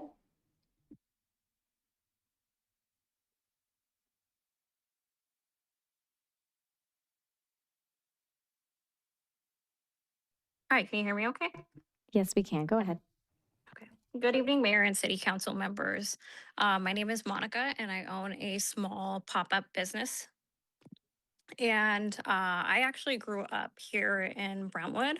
Currently, I'm a Brentwood Oakley resident, but I grew up, went to middle school and high school here in Brentwood. And so tonight, I just wanted to kind of discuss what my business is about and how the Grove, I'm in full support of the Grove. So I watched this city go from, you know, quiet farmland where people and friends would come out cherry picking to one of the fastest growing communities in the Bay Area. I watched neighborhoods go up and new families move in, and I felt so proud of that growth. And it was almost in a way like the city of Brentwood was growing with me. Um, and as I grew up, I always felt proud, but I also watched us keep driving out of Brentwood to find the kind of experiences we deserved here at home. So I remember driving out to different cities to kind of experience things that I couldn't hear in Brentwood in my own city. So I am a small business owner, and I realize that I am still doing that.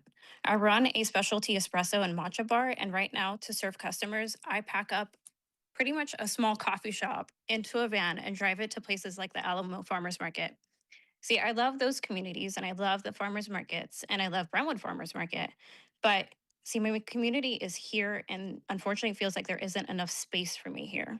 And my roots are here. So Brentwood has been I think in Brentwood, it's best for us to have the Grove, not just another fast food corridor, not another strip mall, just a real destination where families can come on a Saturday morning or evening just because it feels good to be here. Somewhere a little Afghan American girl growing up in Brentwood can watch a local business owner and someone that looks exactly like her grow up on the same streets actually thrive in her own community. That little girl was me. And I have been able to develop little pockets within my bigger Brentwood community. But I feel like I've been fighting to serve our community more. And that's why, to me, the Grove represents that fight and being able to grow and reach out to more people as opposed to having to pack up and move around to different cities around us. So for me, the Grove isn't just retail, it would be an infrastructure for our community, for diversity, and for growth. It's the kind of place that would give small, diverse, locally owned businesses a real shot, not just national chains that can afford to be anywhere. It would help a small girl with big dreams here in Brentwood that grew up in Brentwood be able to be proud of what she's built. So when the Grove is built, you're telling Brentwood entrepreneurs that you belong here too within your own communities. I want to serve matcha lattes and rose cardamom espressos to my neighbors, and I want to be able to help my neighbors in more ways. Even the hours of the Grove would allow me to serve the community. The speaker's timer has expired. The next speaker I have is Lynn. Lynn, go ahead.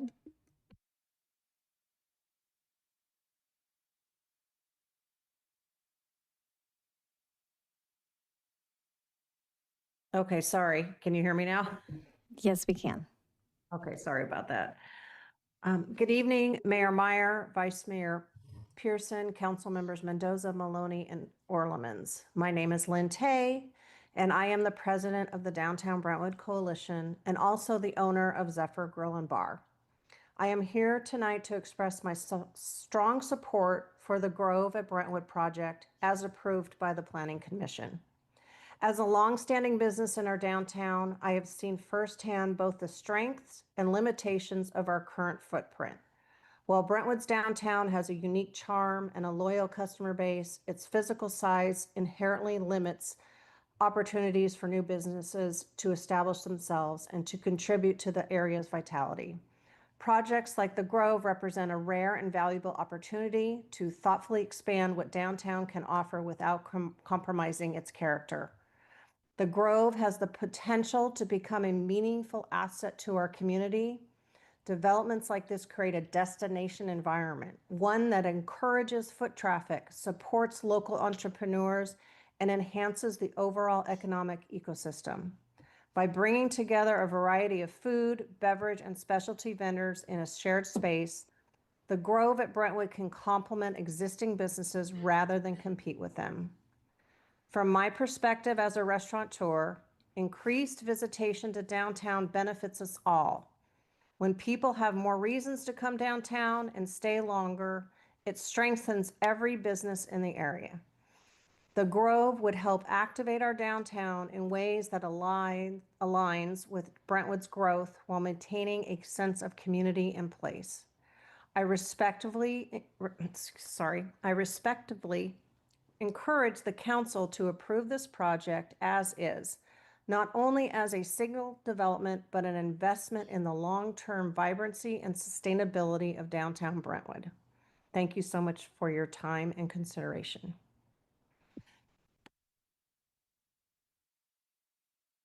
The next speaker I have is Nina. Nina, go ahead. Yes, are you all able to hear me? Yes, we are. Awesome. Okay. Good evening, Mayor, Vice Mayor, council members, and city. I just wanted to chime in and give my support. A lot of residents and business owners there know me as Kirsten or Nina. I operate a mobile oyster bar, Oysters Oh La La, and I just think that the idea of the Grove is phenomenal. Matt is a visionary like me, and when I learned about this a year ago, I was just elated to know that somebody was bringing something so innovative to our city. I think that we deserve it. I know that we already have a strong exposure downtown, and we have a lot of great things that Downtown Brentwood Coalition and the city does to draw traffic. But I think this is a very elevated and future way to continue to know that we can assure that Brentwood will grow in a very positive way. I love everything about the vision. It gives a small business owner like me a opportunity to possibly have a place, a home base in downtown Brentwood. I've been a pop-up mobile oyster bar for the past 6 years, serving the wineries and farms there in Brentwood, but to know that this could even be something feasible for me to have a small home base there, it's just so exciting. And I think a lot of the business owners feel the same way. And so I just echo everything that the other supporters have shared. And I just wanted to make sure that I joined in the meeting to express my support for this project. Thank you all. The next speaker I have is Lynn. Lynn, go ahead.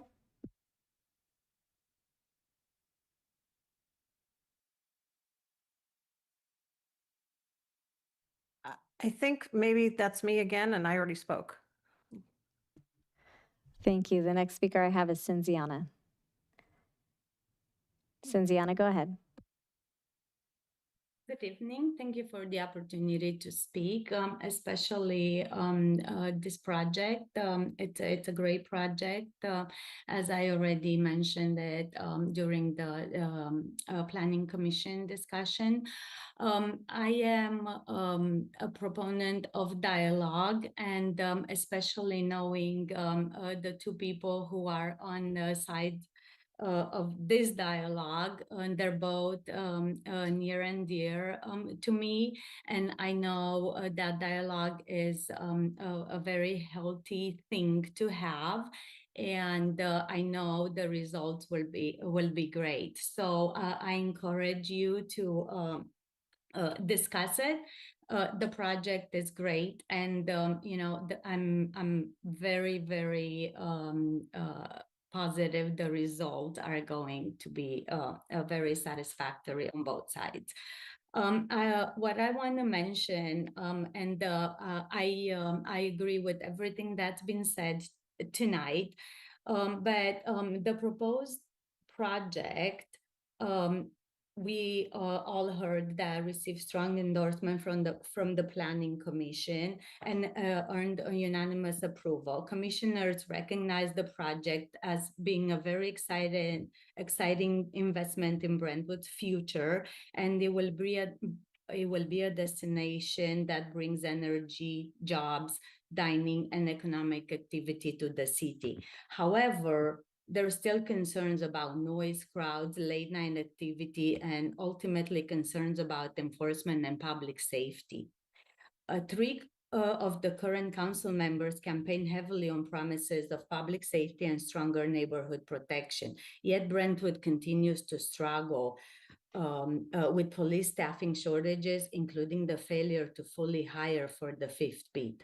As the city grows, enforcement resources have not kept pace. The Planning Commission did its job by evaluating the project on its merits. Now responsibility shifts to you, to our city leadership. If Brentwood wants economic development, vibrant gathering spaces, and new investment, then the city must also commit to the staffing, enforcement, and public safety measures that make those projects sustainable. Residents should not be forced to choose between economic vitality and public safety, but Brentwood deserves both. And I hope that stays with you, our leaders, and you keep that in mind, not only for tonight, but for the future, because a safe city, it's a vibrant city, and a city that encourages economic development for the future. Thank you so much. The next speaker I have is Marisol. Go ahead.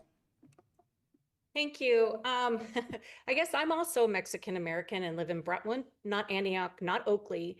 And what I see is that as a Mexican American, I was listened to about my concerns in Deer Ridge with 8 acres.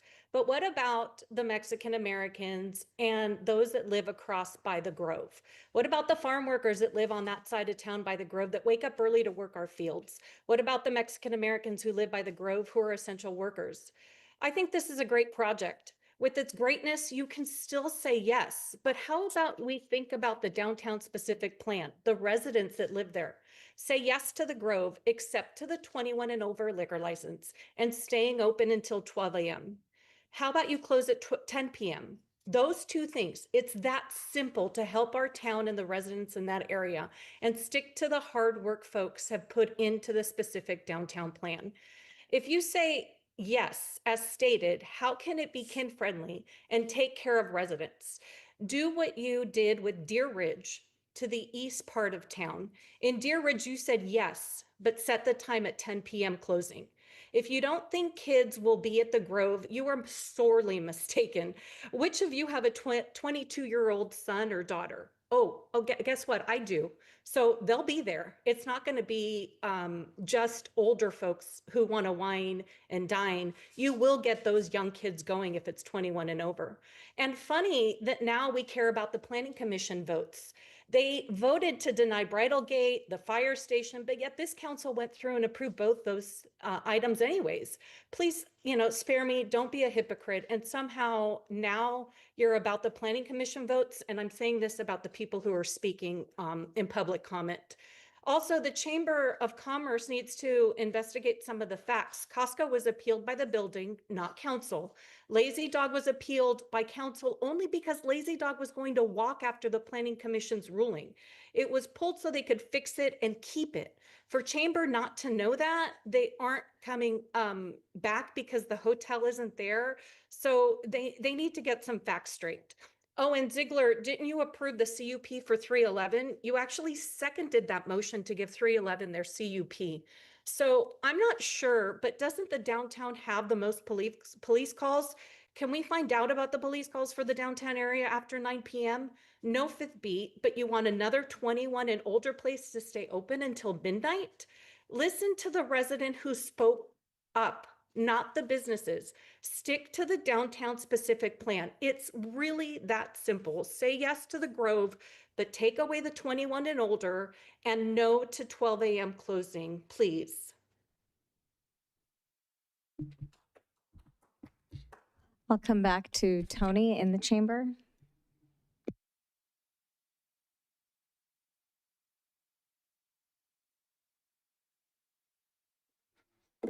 So before I start, I'm also Mexican, Salvadorian. I live in Brentwood. I got a business. I'm involved. It's past 9 o'clock at night, and I'm here in person. I'm not just going to call people by their name. But good evening, Mayor, Vice Mayor, and members of City Council. My name is Tony Aguilar. I am a Brentwood resident, local business owner, and someone who is deeply involved in our community through local organizations, events, and volunteer efforts. I'm here tonight to voice my support for the Grove project and the approval of alcohol sales through midnight.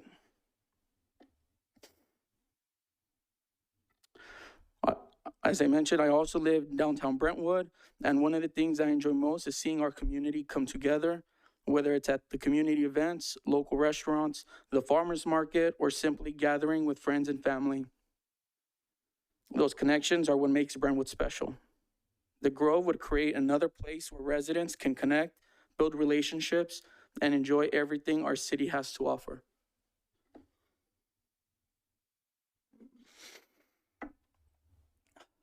I don't know, I feel prideful in the perspective that everybody always has something to say, but we come here in person and we all should be heard. We should all have a dialogue. We should all be able to have this conversation and not be calling people that are in the audience from somebody sitting in their sofa. Brentwood has experienced tremendous growth over the past several years. While we have added homes and residents, many of our residents still leave Brentwood to enjoy dining, entertainment, social experiences in neighboring communities. The Grove presents an opportunity to create a destination that keeps people here in Brentwood while also attracting visitors who will support our local economy. What excites me most about this project is that it creates opportunities for small businesses, entrepreneurs, local artisans, restaurants, and community events. It's not just another commercial development. It's a gathering place where families, friends, neighbors, and visitors can come together and in a welcoming environment. Reasonable adults should have the opportunity to enjoy an evening out without having to leave Brentwood for neighboring cities. The proposed operating hours help create a vibrant atmosphere while still ending at a reasonable time. With proper management and oversight, I believe the project can contribute to a safe and positive addition to our downtown. And just recognition to the person bringing this to the city, born here, graduated here, and he's putting on for us. So appreciate everything you have done so far.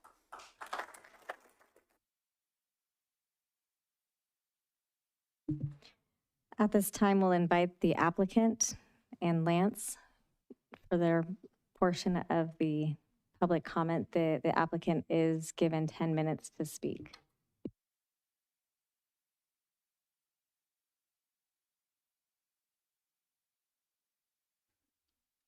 Good evening, Madam Mayor, members of the City Council. My name is Lance Cornell, Principal Architect of STG Architects. We're a local firm. We're about 3/4 of a mile down the street where my office is. And I like to talk about the least controversial thing about it. It's the architecture. I know there's a few people in the crowd that had some comments about it, so I just wanted to address a few things. I do want to give thanks to Miguel and the planning staff for doing some great work and getting us to this point and to provide us guidance through the process. Eric Northenius as well, who's not here tonight, but I want to mention his name. He's been a steward of this project and helping Miguel and ourselves and Matt steer this process. When Matt first came to us to talk about this project, it was a lot of things to stuff in a sack. There's a lot of things on this project. There's not only a 35,000 square foot, 2-story multi-tenant commercial space, but there's also outdoor recreation activities, an amphitheater, public space. It was a lot to pack in, and I credit Matt with his ambition to force me and him to sit in the room for hours on end to go through the design process and to find a solution to meet the city requirements, the regulations, the design guidelines. Things like gravity and cost all came into play. I do want to make one mention regarding the East Tower there. I mentioned this in the Planning Commission, but if you hadn't seen that video, it's there as a memorial to the old train station that was there that has been torn down years ago. And so that was an homage to that establishment. And that's why it is where it is and it's the height it is. So I respectfully request that you keep that particular tower there on the east elevation from an architectural perspective. And I do want to thank people from the public who were able to speak tonight, both for and against the project. We love the dialogue. We love the input. I raised my two girls here. I'm Brentwood through and through, and I sat on the Planning Commission for many years and sat there and worked with many people from staff throughout the process, and just very proud to be able to contribute what I can to the city and to do what I can to make this project what it should be. So with that, I'm just going to introduce my client, Matt Hagar.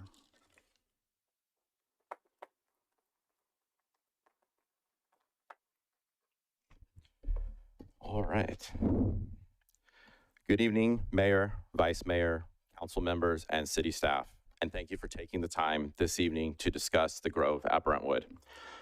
Over 3 years ago, I set out to build something that Brentwood has never seen before. Not because it's my job, or what I do for a living, not because someone told me to, but because this is my hometown.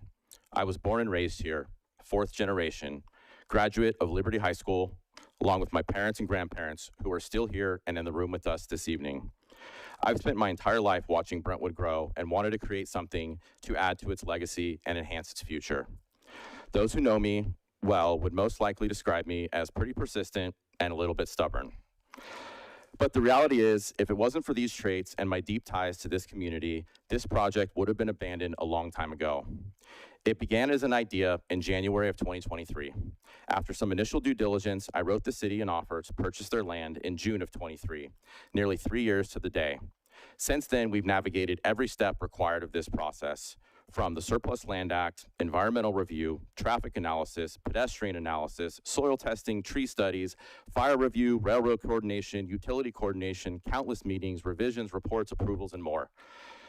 Recently, someone asked me how much time has gone into this project. The honest answer is it's difficult to quantify. Over the last 3 years, there have been countless hours spent on research, design, financial analysis, tenant outreach, community engagement, and navigating the entitlement process. Thousands of hours have been invested not only by myself, but by architects, engineers, consultants, attorneys, city staff, and many others. Projects like this don't simply appear. They are the result of years of effort, collaboration, and commitment from a large number of people working toward a shared vision.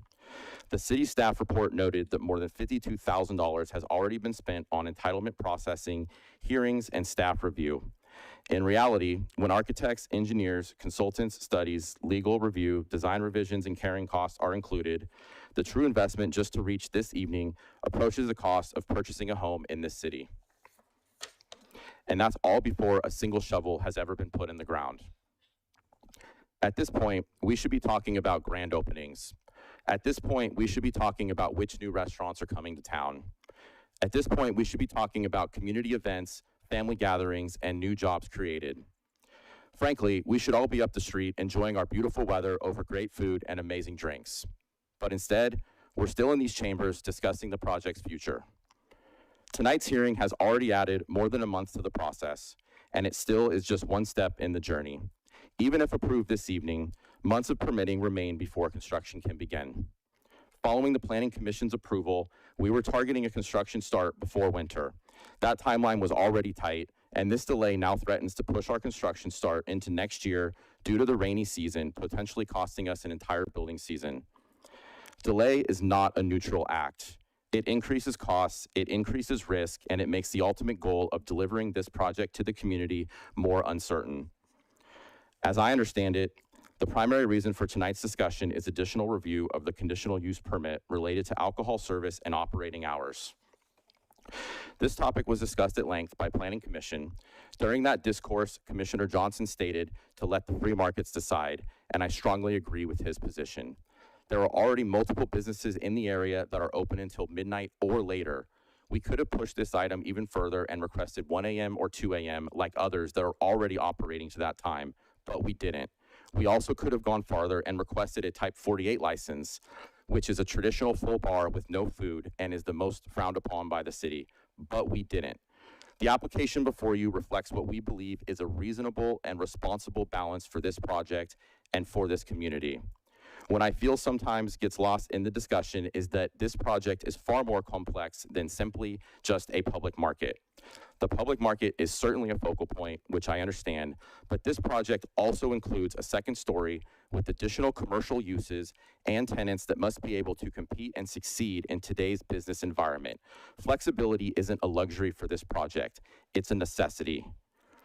A project like this has never been completed in the city of Brentwood.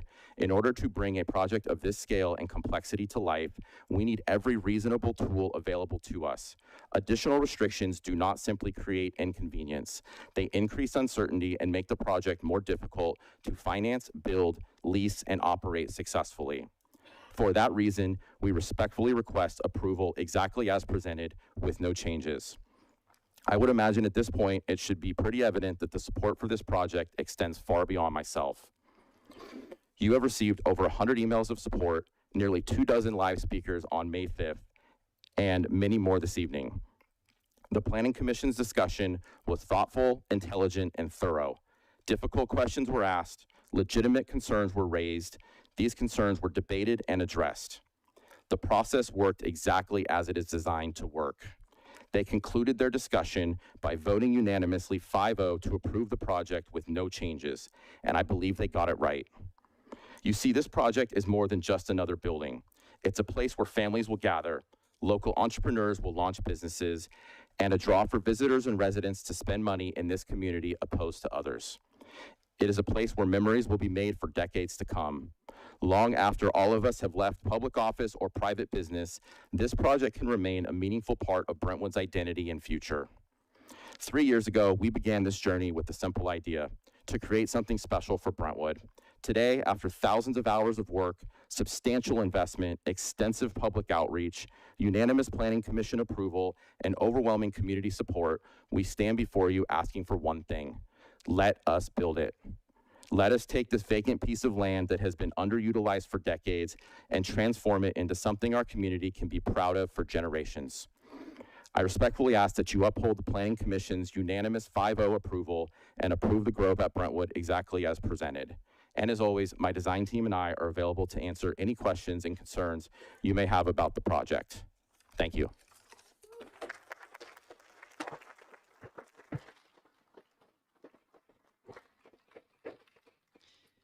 If there are no other speakers, I will now take a motion to close the public hearing. So moved. I'll second. All in favor? Aye. Aye. Moving into council discussion, I'm guessing you want to be the one to start. Yeah, I can because go of the- first. Yeah. First of all, I thought it was interesting that the chamber continually comes up and vilifies me. Costco is not pulled by Costco is not pulled by council. It was pulled by the developer. I did not pull the fire station. That was Tony. We pulled Popeyes because the residents didn't want it, and residents come first. We pulled Lazy Dog because they were upset with what Ziegler did on their design, and Darren called me from these chambers to tell me they were going to pull the project when they talked to him outside. So I saved that project until they decided to move from California. So before you speak ill of people, you should probably look up the details, number one. Number two, Matt and I met, and Matt agreed that he would pull the adult-only license, so I'm not sure what changed between then and now, but he understood that he was claiming this was a family-friendly place.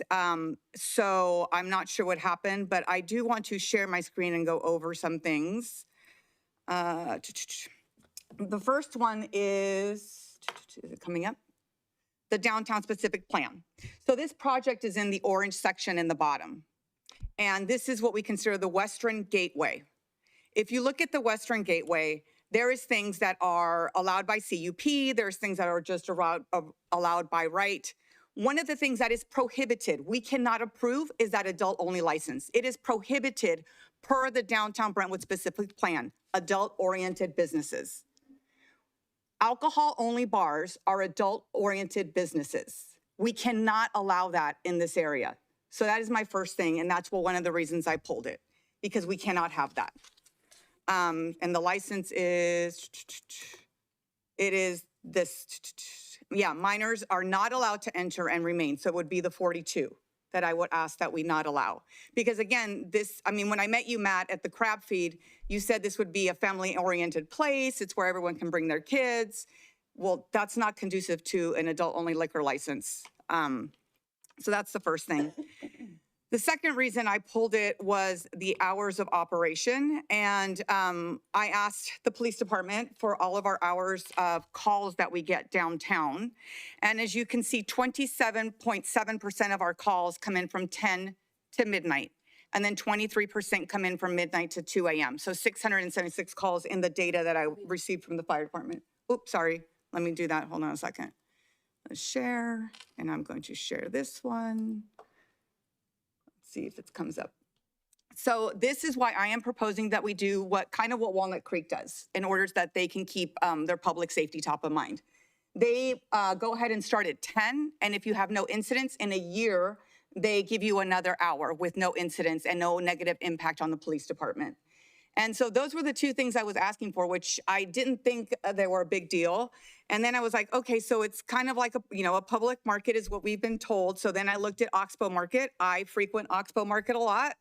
That one is open from 7:30 to 9. Again, no liquor license, that's adult only at Oxbow Market.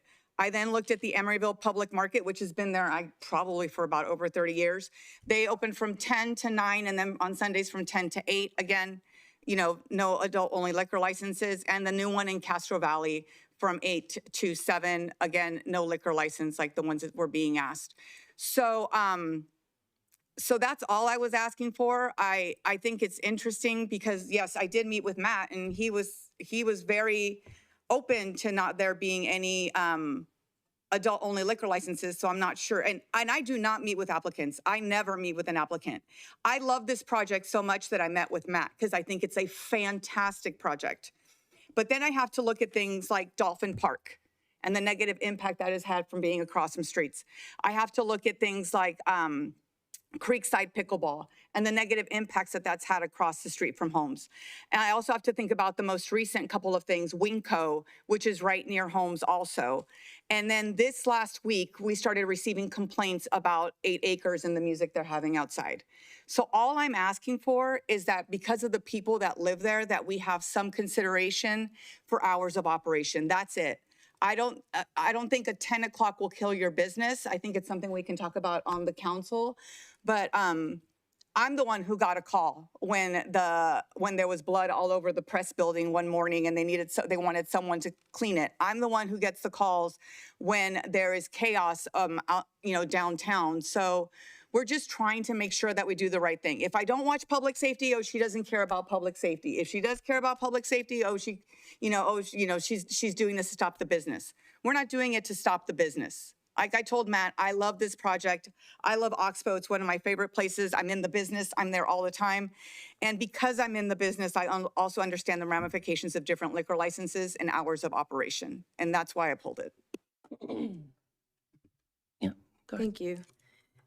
Thank you to everyone who spoke. I just looked up when you read adult-oriented businesses, and it actually means something different. Adult-oriented businesses is from page 166 of the same document you're reading from. It says it means any business establishment or concern which as regular and substantial course of conduct operates as an adult arcade, adult bookstore, adult cabaret, adult dance studio, adult hotel motel, adult modeling studio, adult theater, any business established or concern which as a regular and substantial course of conduct sells or distributes or offers for sale or distribution sexually oriented merchandise or sexually oriented material, or any other business establishment or concern which as a regular and substantial course of conduct offers to its patrons products, merchandise, services, or entertainment characterized by an emphasis on material depicting, describing, or relating to specific sexual activities, or specific anatomical areas. Adult-oriented business does not include those uses of activities, the regulation of which is preempted by state law. So I think this, as presented, is not an adult-oriented business, but I don't have a problem with the midnight. As a resident of Brentwood, it is very difficult to find somewhere where you as an adult can go after 10 p.m. in the city of Brentwood. I think that is something that we've heard of several members of the community, even in public comments, communicating about having places to go after 10 p.m. I went to 8 Acres, ordered a drink and some dinner, and I was told I sat down, and before I can even order, I was told I had 10 minutes to rush. That was after leaving an event to run over to have dinner and a date with my husband. And so while I do appreciate that we have spaces for children, and I have a family of 4, I do have a 22-year-old who comes back home all the time. And I know he probably would patronize it, but it is allowable for a 22-year-old to go to a space that sells alcohol. So I don't understand that distinction. I do think, though, to Councilmember Mendoza's point, I did look this up. And I want to talk about something that was brought up by a couple of speakers. I grew up in Oakland. I bring that up all the time. One of the things I appreciate about reading about this project is it reminds, and I don't want to, if you ever been to this area, it's on the border of Oakland and San Leandro, and it is like an indoor flea market. And I'm not saying the Grove is going to be that, but what it presented was some smaller spaces for marginalized groups and people who are lower income to have business. And I really grew up appreciating spaces like that where, one, as a resident, I can afford it because it wasn't a big brand, but also as someone who knew people who had space in there in Durant Square who would probably never have the opportunity to open up a business, I appreciate it. And if you go further back in downtown Oakland, there was EB Mall, and I used to love going in there, but it created spaces for marginalized groups, low income, women, women-owned businesses, people of color, people who came to this country as immigrants to really have a space to have business where they ordinarily wouldn't allow it. So I have no issue with the midnight stop time. I did look up the type 48 and 42. 42 is just problematic. 42 creates a nightclub atmosphere, which I don't think many of us would want. And so I think with having the applicant having 41, 47, 20, and 21 is what I saw, maintaining those, I don't know why you need a 42. I'd love to hear the applicant tell more about why you would need a 42, which is proposed. I would do away if we can come to some compromise of getting rid of type 42 and keeping everything else the Planning Commission authorized. It's a beautiful space. I'm looking forward to it. And I'm looking forward to being somewhere where I can turn up to midnight as a grown-up. I'm gonna tell the truth. So, all right, that too, right. So, yeah, that's my statements. Go ahead. So I know we're on discussion points, but I do have a question, maybe for clarification from hopefully one of our staff members that can clear up the difference between a 42 and a 48, 47. I don't remember what the numbers were you were talking about. There are 5 proposed. One is the 41. 42 is for a tavern or nightclub. It looks like somebody's sharing. Okay. I just put them up.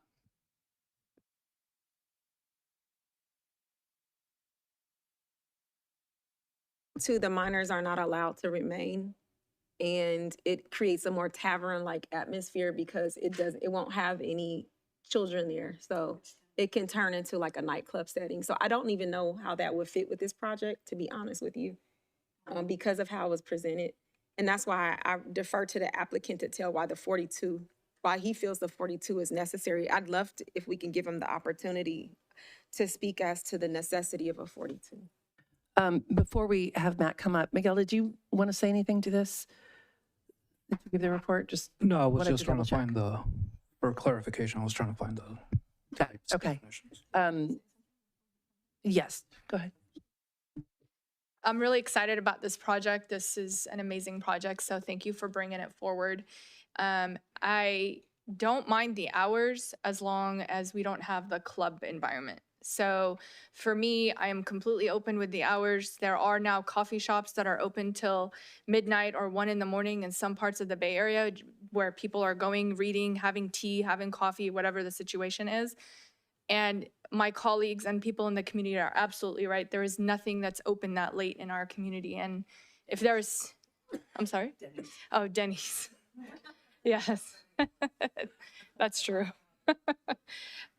So in that, I welcome that idea, but I also want to be thoughtful in the essences where I don't want us to approve something without thoughtfully thinking of all the residents that are around. And just like my colleagues have said, we have different community members that are coming forward after projects that have been approved regarding noise issues and whatnot and nuisances.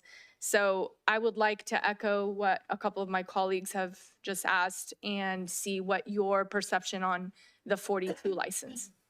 Thank you. And I think, again, before you come up, were you done or did you have any other questions? I don't have any more questions, but I would like to make a comment. Okay, please. I did meet with Matt and we discussed this project, and I thought it was an amazing project. I didn't realize possibly that the difference in the alcohol license, making it a club-like atmosphere could be problematic. But I've been very excited about this since we met originally. And with all the excitement going on in the city of Brentwood, it's obviously something we want to bring to the city of Brentwood.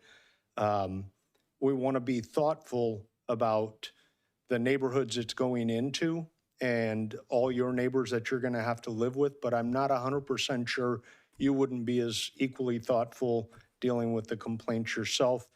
But you may not always be the owner is the problem, is what happens if this changes hands and there's a different owner, less thoughtful, not necessarily from Brentwood, and takes that 42 license to a complete club on Walnut Boulevard as opposed to the Grove, which we're all falling in love with. We have to be thoughtful to the history and what we're getting to bring into Brentwood for our kids. My grandkids are going to grow up here, and I have to make sure this is a safe place for my grandkids to grow up. And a club-type atmosphere may not be that good. I am interested to hear why you think you need that license. Before I finish, I just want a half a second to make a comment that this council has always encouraged public comments. In every single way, we have encouraged public comments. We've asked you to come up and speak. We've asked you to, we've allowed the call-ins. We've allowed people to have as much time as we can give them. And I think we should be careful about chastising people that speak in our chambers, because that's not encouraging public comments. That's discouraging people from making a comment. I'm not saying it's easy to sit here and have people complain and yell at us all day long and tell us what idiots we are because you disagree with a decision we made. That happens to all 5 of us all the time. We need to be more courteous to the people that we're giving the right to allow you to speak. So I just wanted to make that comment. Okay, and again, before you come up, I'm going to, I haven't spoken yet. I will say, I want to say a few things. The first one is there's a negative perception when something gets pulled. And really, and Matt and I talked about this too. It's not necessarily because somebody wants to kill a project, and definitely not in this case. And I would say more so, it's the conversation wasn't completely developed in the previous committee or commission that it was heard in. I watched the Planning Commission meeting, and at the time, I wished that they had brought some things up to show, for example, local residents that they were taking some things into consideration. It doesn't have to be negative. It just means like, either we think the conversation isn't done, we think the public needs to hear more interaction, we think the public needs to hear that we're listening to both sides of an issue. And so I didn't feel that conversation was complete either. So I wasn't against this being pulled for that reason. And I will also say the hard thing about this, and I think what's causing some of the frustration here, is some things that were said online about the council member who pulled this, pulling other items, and they weren't true. And so Matt and I talked about that as well. And so I think it's hard because you kind of come into a conversation like this, an agenda item like this, believing the worst. And that's not in the case here. Obviously, everyone here loves this project. I love this project. First talked to Matt about it, and I was like, oh my God, Brentwood is just about to be even better. I was so excited about it. But I do think it's important to say that, because I think the misconceptions can cause people to be a little bit more, back against the wall and angry with each other, and it doesn't necessarily have to start there. I think it's just, again, being receptive. It's also not the first time one of us has fallen into getting a little defensive thing. It happens. And again, absolutely, comments are welcome. It is not always easy to hear what people have to say. It's our job to listen. But there are times if something is presented that we know is not actual fact, then sometimes there's a temptation to correct that. And there's been more than one of us that have done that, I think. And it's tempting, even for the ones that haven't, it's tempting. I did want to say too, I went through the public comments for the Planning Commission meeting, our public comments. A lot of people approached me in person to talk, and I was trying to capture the positive and the negatives. And the positives do outweigh the negatives, but I just wanted people to hear a little bit of perspective here.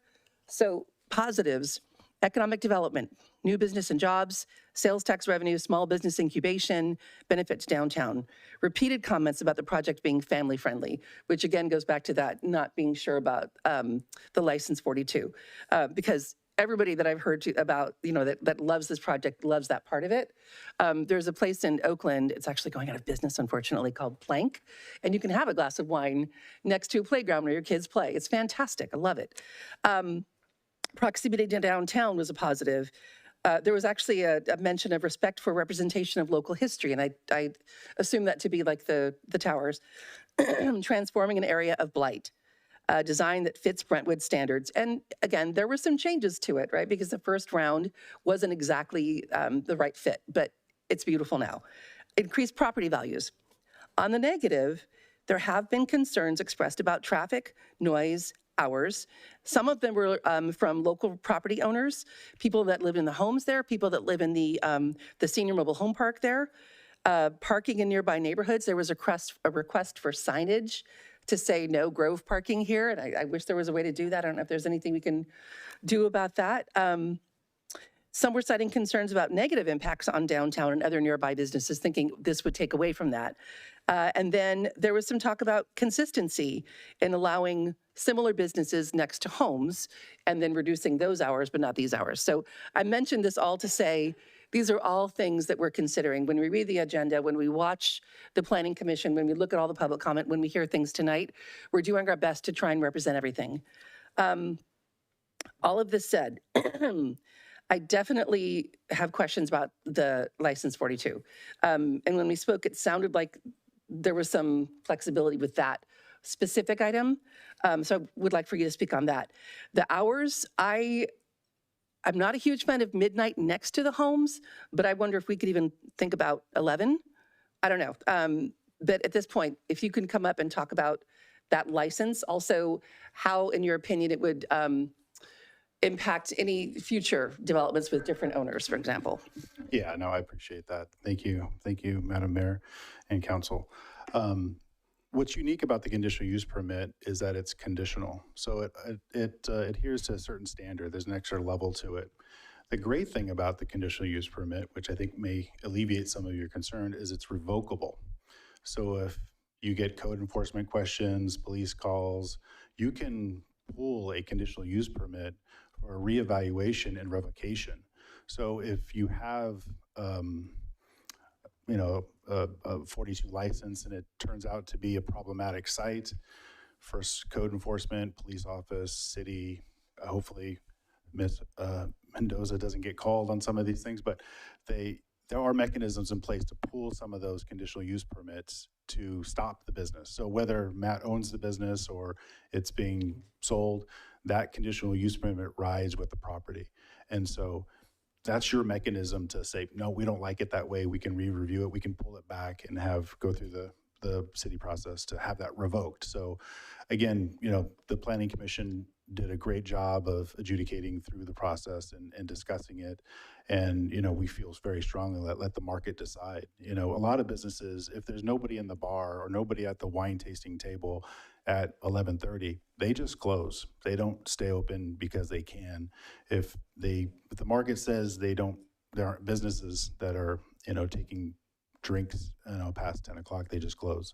So that's why we're trying to give the flexibility, because we don't know who the tenants are going to be.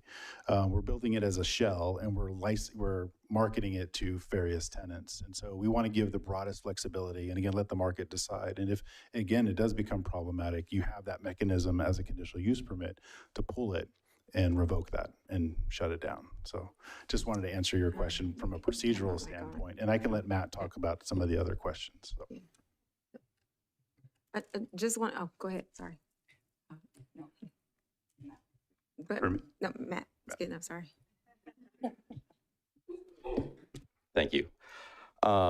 So when I put the type 42 on the application, I had no idea that it would have this much conversation, honestly. So the type 42, right? It's beer and wine. It's no minors, no food. The equivalent of that, I think that we can all kind of use as a real life example, is the Cocoa County Wine Bar. They have a type 42. They're the only one in the area that has that. So I think that's a good representative of what that license is. The giant nightclubs, the bars, et cetera. That wasn't the intent of asking for that. If you are to have, say a wine tasting room or something like that, that would fall under that as well, I believe. So that is the intent of that. It's not a rowdy, ruckus environment. And so, again, also back to what I said in my speech is that there's two components to this, and I don't think that license fits very well or at all within the public market first floor. But I do, however, think it fits very well within the second floor, because these are more traditional retail spaces. So a wine bar or something of that nature, or a wine tasting room, I think is very appropriate on the second floor. And also, my understanding of the ABC licenses, I have food and beverage consultants. I've also spoken to the ABC directly. And my understanding, and anyone with more knowledge, feel free to correct me on this, but the way that ABC licenses work, especially in an environment like this with multiple tenants, multiple licenses, a lot of overlap, right? It's kind of messy. Everyone goes out. When you drink, there's signs that say no alcohol past this point, right? There's certain areas that you can drink per that license. So you cannot take a license of more freedom, a wider ranging license, say like this one with no food involved, and bring it into an area where food is involved, or a lesser license. So what I mean by that is, if you had that in the public market area, you wouldn't be able to really intermix, incorporate that tenant and that license with all the other tenants that maybe they're just, serving beer and wine, and food, right? Maybe a Mexican restaurant is serving, beer with their, food, right? You couldn't even go in that area. You couldn't mix, you couldn't mingle. So I think that's a point that needs to be brought up as well, that there are ABC limitations on this that prevent a lot of that happening. And again, it's just not the intent. And again, I think the intent of that license was more the second floor than anything. So I just want to clear that up. Did anyone have any other questions for Matt? I think my question, and I don't even need to hear it. My question pretty much was, I understand why you chose it now, but the flexibility or the willingness to let it go. But that being said, so everybody knows, type 41 is on sale beer and wine as an eating place. It allows beer, wine, sparkling wine, champagne, sake, hard cider for on-premise consumption up until 2 a.m., even though that's not the proposed. It does not allow distilled spirits, cocktails, mixed drinks containing distilled alcohol. And then the 47, it allows for the distilled spirits and the mixed drinks, same time. So my thing is, hey, sell some other food items. But that being said, I am ready to make a motion, because I just think the intention of this as presented is not what it could turn into. And I think Tony, point well taken, that one, we don't know who could be a potential future buyer, right? And then the The second thing for me is that there's a reason why there's a substantial number of wineries outside of the city limits. We have one tasting space, as you just reported. If we want to change to have more tasting spaces downtown, not a bad idea. Can't speak for or against it as I sit on council because it's not before me. But we need to look at the downtown specific plan to see if that's what the residents would want it to turn into. So, and right now, that's not the case. So I'm prepared to make a motion. Yeah, just a couple unless more you wanna comments. Make some more comments. When she read the definition of what adult entertainment is, adult cabaret, which you mentioned, does include nightclubs, bar, and a lounge. So we can't, I mean, that's not allowed in that area. So we would, I mean, I think we want it there, but that's why I'm fighting the 42 and fighting the hours. I just think that, you know, we talked about the market will bear what it's gonna bear. But I think, I mean, I don't know who's been here long enough to remember the Red Rhino that used to be on Lone Tree, where we had issues. And the problem with pulling back a CUP is that it's very difficult to do that in the city. And even back then, they said that the key issue is currently there's no mechanism following up on CUPs and making certain they're followed years after their issue. So this has been a long-standing issue with CUPs. It's not a new one that we're having now, right? It happened with the Red Rhino. It happened with the Oasis when it wanted to come. So we can learn from our mistakes and what we've done before. So if you all are okay with the 12, then why can't we do something like a mechanism? If we see a lot of police calls, then we pull it back to 11, like they did with Spoontonics in Walnut Creek. I think we need, because at the end of the day, these people are the ones that are living here. And I'm afraid we're gonna get an issue like the 8 acres or the Creekside. And it's not fair that now we're gonna have 2 driveways that are gonna shine their lights into their homes up to midnight. Like, that's why I'm like, I just think it's really late. Like, they gotta get up and go to work in the morning. And it's 100 feet away. It's not even that far away. So I mean, I don't know. I just feel bad for the people that live there. Councilmember. I understand your point completely because we're getting all the complaints with the Winco and everybody else. But we're starting off handicapping them because of what other businesses are doing, not finding out what this business is going to do.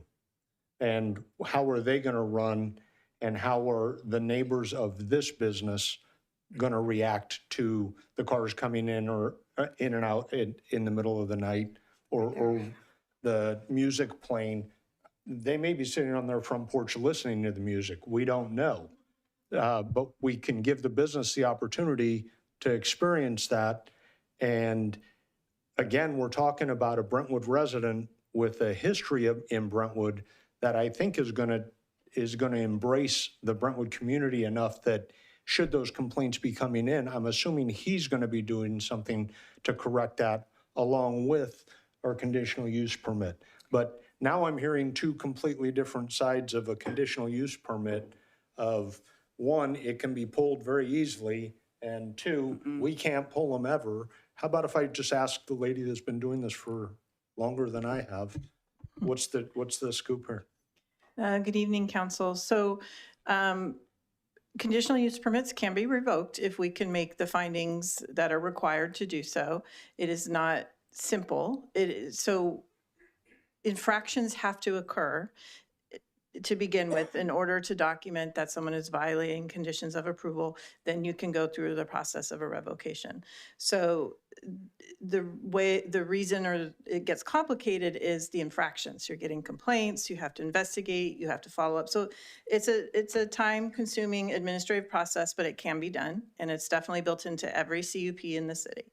So if someone is flagrantly violating their conditions of approval, I have the ability to recommend to Planning Commission to be revoked. Other people in the city have the authority to recommend that it go to the Planning Commission for a revocation. So as long as we can document the violations, it can be revoked. But it is a process that takes time. It's like all the other administrative complaints. People would like it to happen immediately, but we have to give everyone their due process. Okay, so it's somewhere in between, we can never do it, and it's really simple. If that makes sense. Oh, it makes sense. It's the answer we always get. Sorry, yes, it's And complicated. I do have one question for you. Don't they have to abide by the noise curfew as well? Yeah, so we have the noise ordinance, we have the CUP conditions of approval in front of you. say And they you have to the comply. unruly ordinance you guys just implemented. Well, yeah, that's for individuals, 2 or more individuals, but yes. So yes, the noise ordinance that has to be complied with, the general plan noise standards have to be complied with. But as always, we have to be able to document those violations when they occur. And it's a process, right? The other option related to the CUP is if the council does not want to include, because this is kind of unique, it's an overarching CUP for businesses. We don't know who they are yet. And the CUP does run with the land. So I can see there's some concerns about the unknowns. What is it we're approving? Because you don't have an actual tenant in front of you.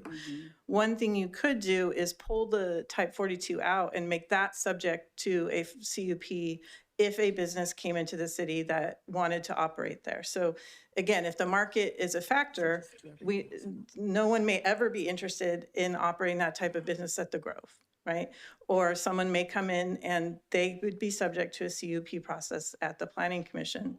You can also just remove it from the CUP and not permit it at all. But if you are concerned about, is it on the first floor, the second floor, what type of business it is, maybe have them subject to a future CUP and not a part of this blanket CUP. That's also an option. Can I have a question about the so the music stops at 10, right? Isn't that what the CUP says? That's what the design review says as part of the design review for the theater. Yeah, so hopefully that will help with some of the traffic, the music stopping at 10. I know. I think that we as a council have to be diligent that if it goes till midnight, you email us and call the police and open tickets, because that's the only thing that's going to get the CUP pulled. But I wish there was a mechanism for us to have, like, okay, let's review in 6 months after opening. Let's look at all of the police calls and let's see what's going on. I wish we could do something like that, because that seems to be working for Walnut Creek, right? Reviewing after they open something up. They're very cautious about their residents, and I just want to be as cautious. It just doesn't sound we have a mechanism right now for that. So I would defer that question to the city attorney, because I've heard different opinions, because a CUP use permit is an entitlement, right? And it goes with the land. So I've heard interpretations that once it's granted, and the only process is a revocation. But I've also worked on use permits with like a 12-month review. So I would defer to the city attorney on whether that is possible.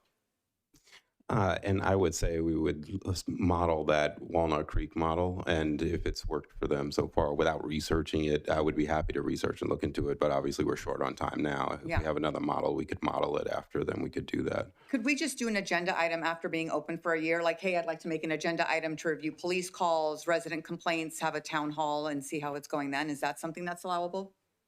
I mean, as city council, if you choose to, as a future agenda item, to look at, particular businesses or things like that, you can set it as a future agenda item, and if that's what council wants to do, it could do that.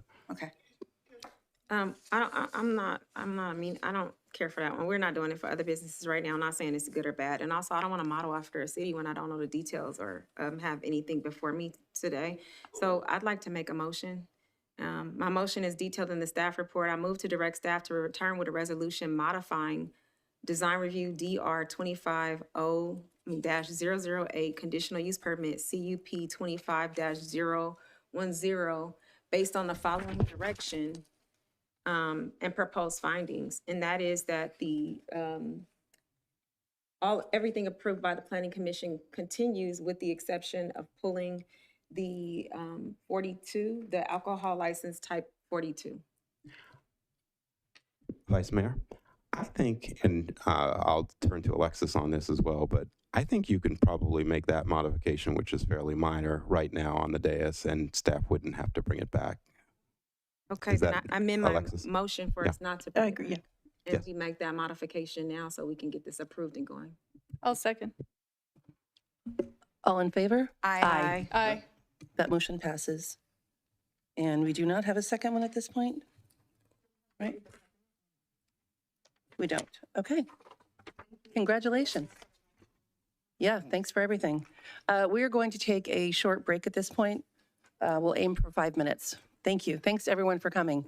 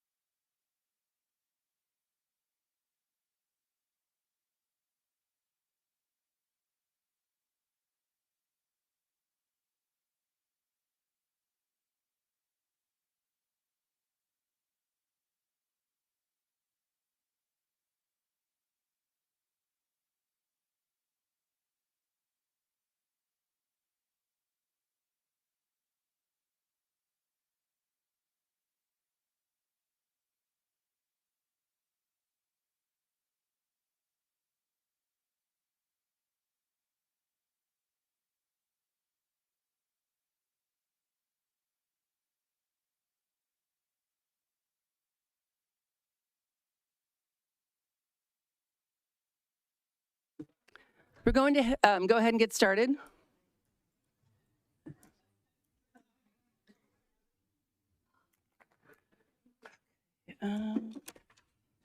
Okay, moving into item H1.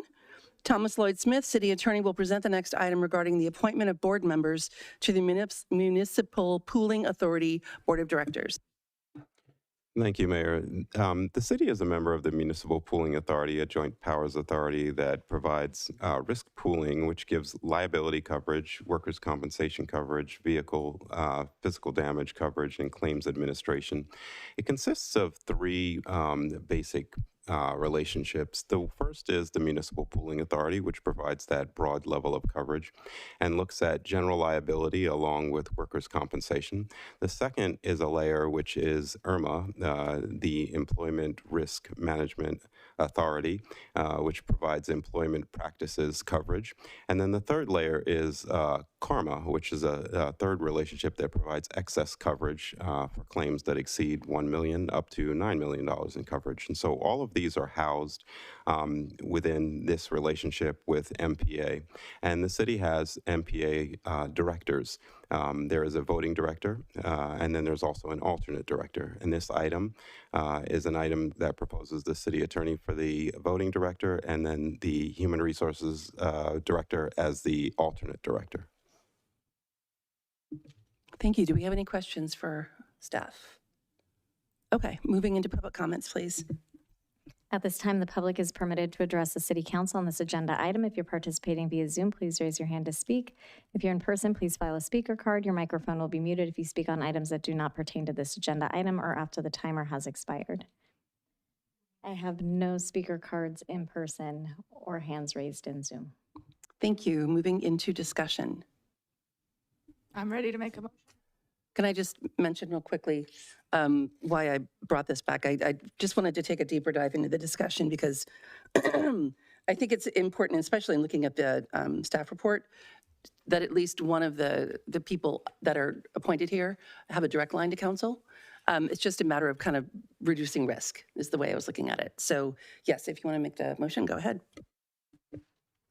As detailed in the staff report, I move to adopt a resolution appointing the city attorney as the voting board member and the human resources director, including any person serving in an acting or interim capacity in that position, as the alternate board member on the MPA Board of Directors, and repealing resolution number 2026-38 in its entirety. I will second that. All in favor? Aye. Aye. And that motion passes. Thank you. Item H2, Casey Weichert, Public Works Director, will present the next item regarding a request for emergency out-of-agency wastewater service. Thank you. Good evening, Mayor and Council. If you can share my screen, please. Thank you. This item is a request that came to staff from LAFCO last month, and it is for consideration of emergency sewer service at an existing property off of Lone Tree Way. So you can see on the map here, this is the property highlighted in yellow there, and you can see it is in a carve out. The yellow lines that go to the left, the right, and beneath that property is the actual city boundaries. So this property is in a little carve out that is technically outside of city limits. The request from LAFCO came because the septic system that is at this particular residence has failed. And because of the location of the septic system in relation to the private water well that is also on the property, the county regulations do not allow for a new septic system to be put in place there because of setback requirements. So LAFCO has determined that this system is a hardship and considers it an emergency circumstances, and are requesting that the council consider this property to be allowed to connect to the existing city sewer system. From a staff perspective, we looked at the policy that you guys passed recently in March, and that policy does allow or provide for the staff to deny, as a matter of practice, any development projects that want services outside of city limits.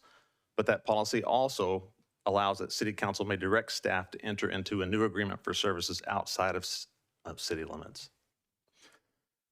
Staff's recommendation for this particular project is that we accept this recommendation from LAFCO, the request, And for a couple of reasons. The first is that this property is an existing property. It's not a development project. We're not adding growth here, and it is going to impact other local nearby residents. What the system that they have now that's failed requires them to have a septic pumping system come regularly, and they have to pump their sewer out. That means a truck comes by and it's noisy and it's loud and it smells odorous, and it is going to impact residents. So we're just bringing this item for your consideration, and I'm happy to address any comments that you have. Thank you, Casey. Any questions? Yeah. Go I ahead. do. Can you put the map back up? Only the highlighted piece of property is the yellow block, but everything inside of the yellow lines are additional properties that could be coming to us next week and the week after in the future should their septic systems fail, correct? That's possible. I don't know the exact distances of those systems compared to what wells they may have, and that's what drives the county's policies for the location of it. It's, in this particular case, my understanding is that the septic system is too close to either that property's well or a neighboring property's well, and they don't have additional space to install a new septic system on their property. How large is the piece of property? Do you know? I don't know. My guess is comparing it to some of the residential houses, there's probably half an acre. 20 what? Little over half an acre then, yeah. Little over. Okay, thanks. I have a couple questions too. Whose problem is this to solve? Technically, it's a homeowner's problem. LAFCO has just made a request of us. The city's under no obligation to accept this request, and we were happy to take direction either way. We don't have a particular position one way or the other than we consider that there might be some impacts to the other existing residents near that property. Okay. And I'm wondering, I should say, I'm guessing the well and the home were built before the county had that restriction as far as the setback? Good question. I don't know. I don't know the locations of the existing wells on those other adjacent properties, and I don't know the exact location of the septic system on this property, but I can tell you if the setbacks are several hundred feet, that property is too small in and of itself to meet those setback requirements. But I don't know which came first, the property or the county's ordinances. Okay, because I'm kind of wondering why there wouldn't have been a grandfather situation. Do we know if the resident has reached out to their county supervisor?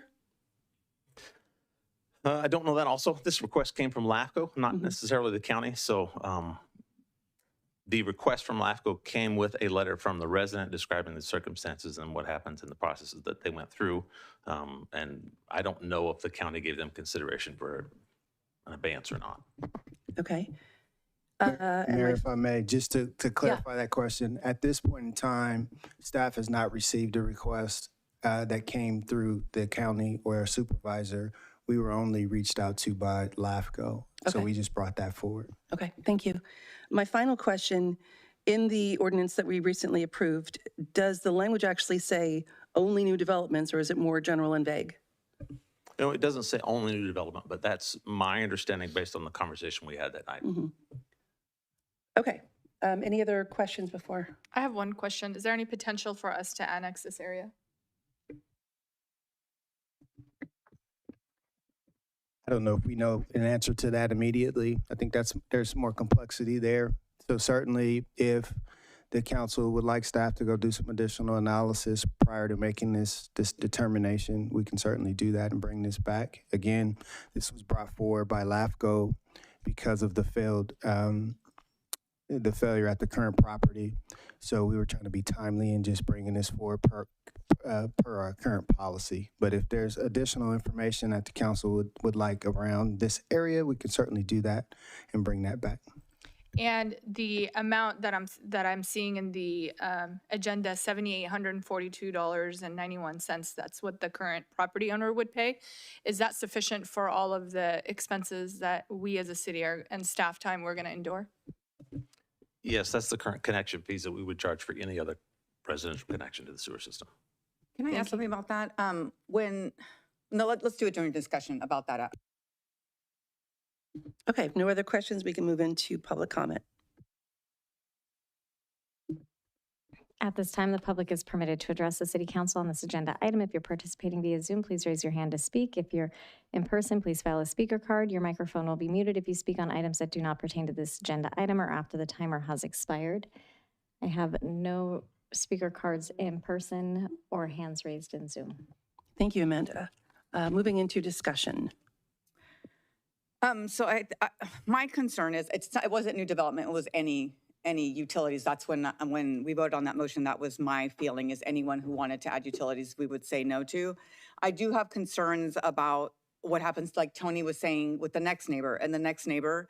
I think that if they want to use our utilities, they should be within our city limits and paying property taxes in our city.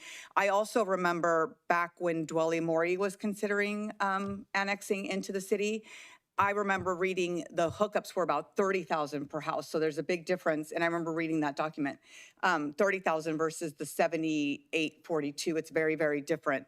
Because it was Stephanie, the lady who drives that big rig, that showed me all her paperwork that she got. So right now, I'm not apt to do this. I think that they should go and talk to their county supervisor and ask for an exemption on the setback so that they can install their septic system. What other discussion do we have? I'm kind of leaning towards, we said we weren't going to take on additional things outside of the county or outside of the city limits. And we maintain a lot of our system off of not only the money we collect from the hookup, but the sewer fees and the property taxes that would go along with that. And we're losing that from this piece of property. It belongs to the county. The county's the one benefiting from the property taxes, not us. It seems like a them problem, not an us problem. I don't mean to be a jerk about it, but it's looking out for the best interest of our citizens and our systems to maintain. Because if we do one, it's not going to stop with just one. It's going to stop with everybody that comes with that. So I agree.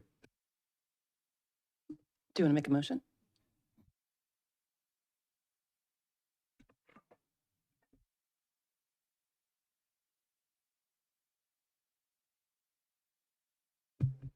Okay, make a motion not to approve the request for the out-of-agency wastewater service limited to the existing residents at 8091 Lone Tree Way.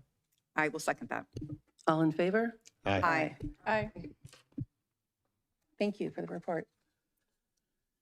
Moving into item H3, Casey Weichert again, Public Works Director, will present the next item regarding solid waste collection services and water rates.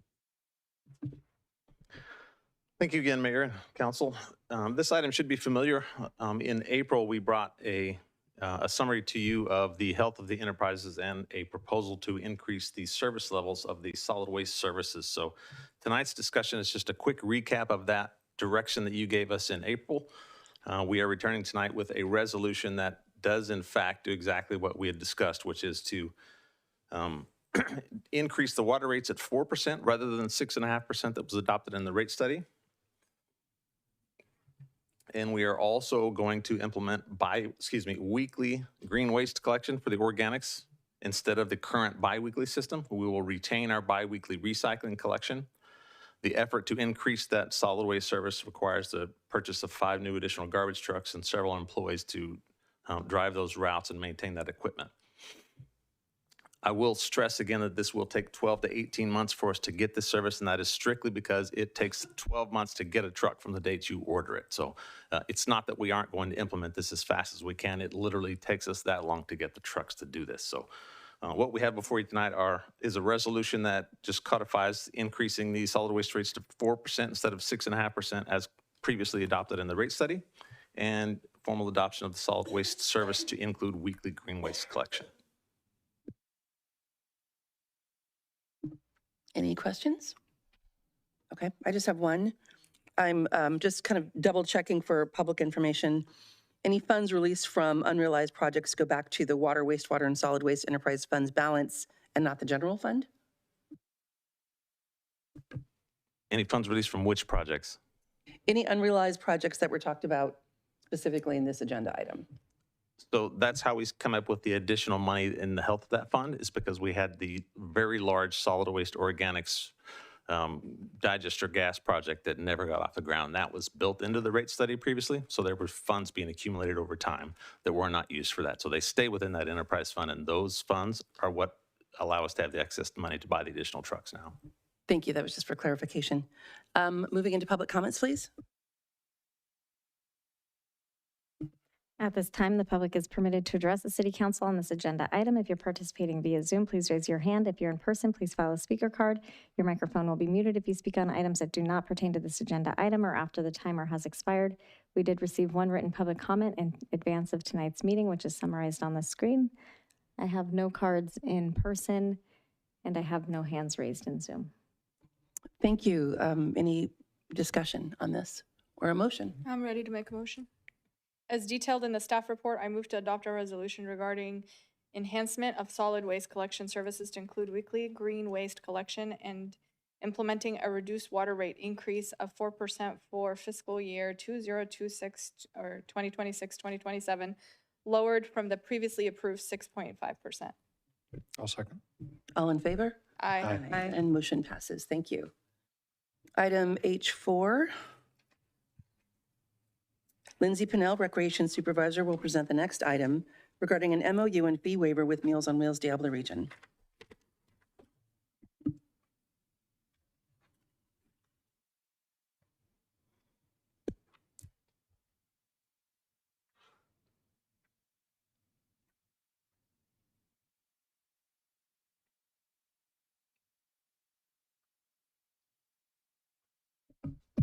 Good evening. Sorry, we got locked out of the computer, so we'll be.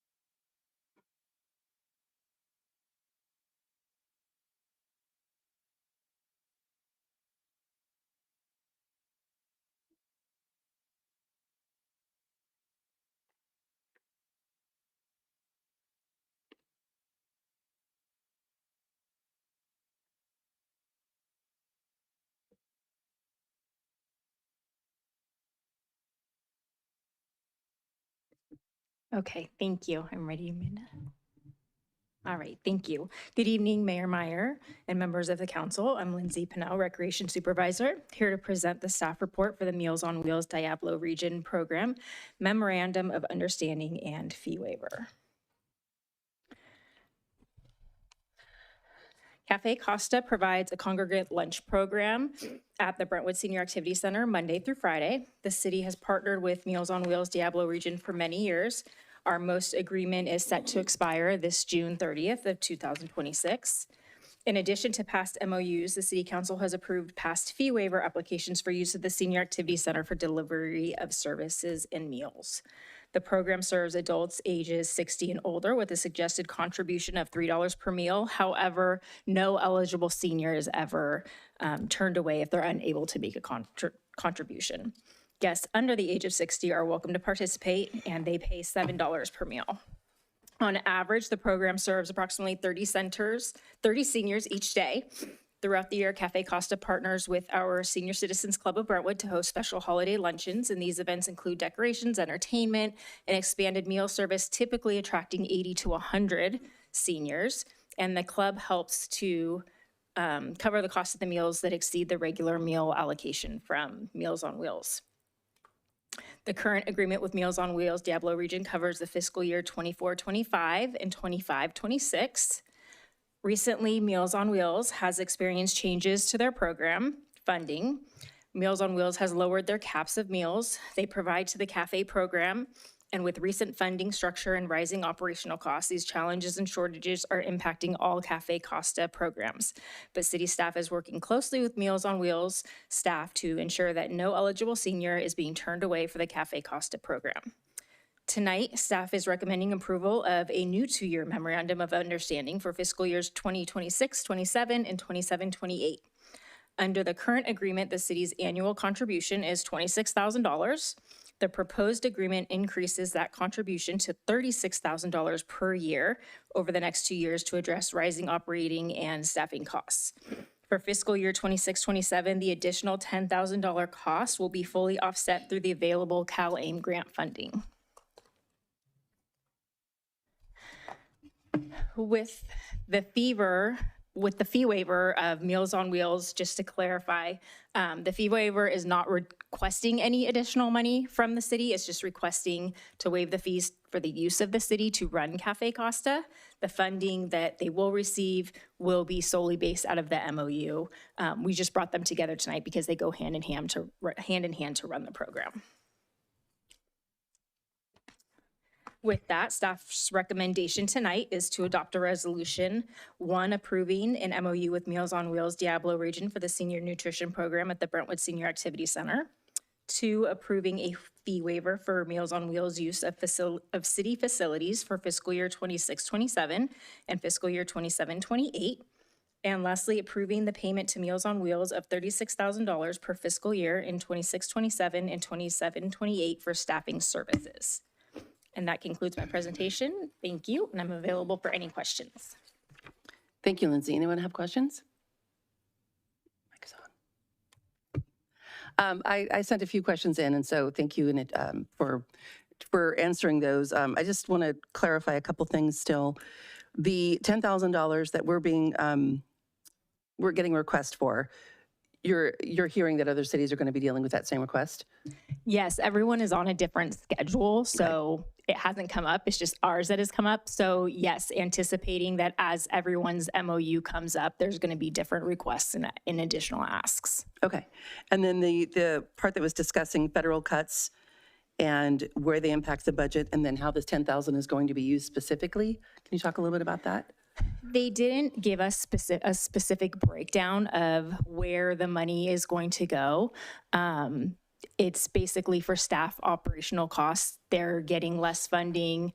Food has gone up, staffing costs have gone up. And so just overall, I believe the way that they're doing their budget and working things out, that's what it came out to be for us. Okay. Thank you very much. We can move into public comments. Thanks, Lindsay. At this time, the public is permitted to address the City Council on this agenda item. If you're participating via Zoom, please raise your hand. If you're in person, please file a speaker card. Your microphone will be muted if you speak on items that do not pertain to this agenda item or after the timer has expired. I have no speaker cards in person or hands raised in Zoom. Thank you. Any council discussion or a motion? I'll make a motion as detailed in the staff report. I move to adopt a resolution approving an MOU with Meals on Wheels Diablo Region for the senior nutrition program at the Brentwood Senior Activity Center. Second. All in favor? Aye. Motion passes. Thank you.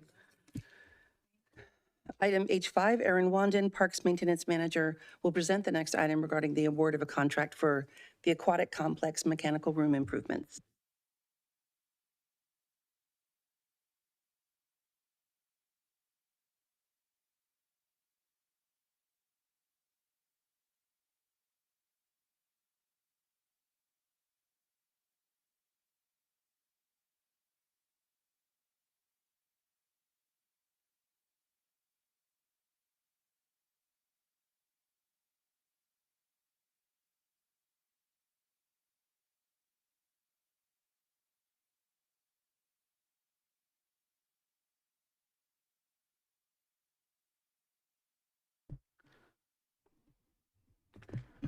One moment, obvious technical difficulties once again here. That station seems to have issues. It's flashing. Oh. God.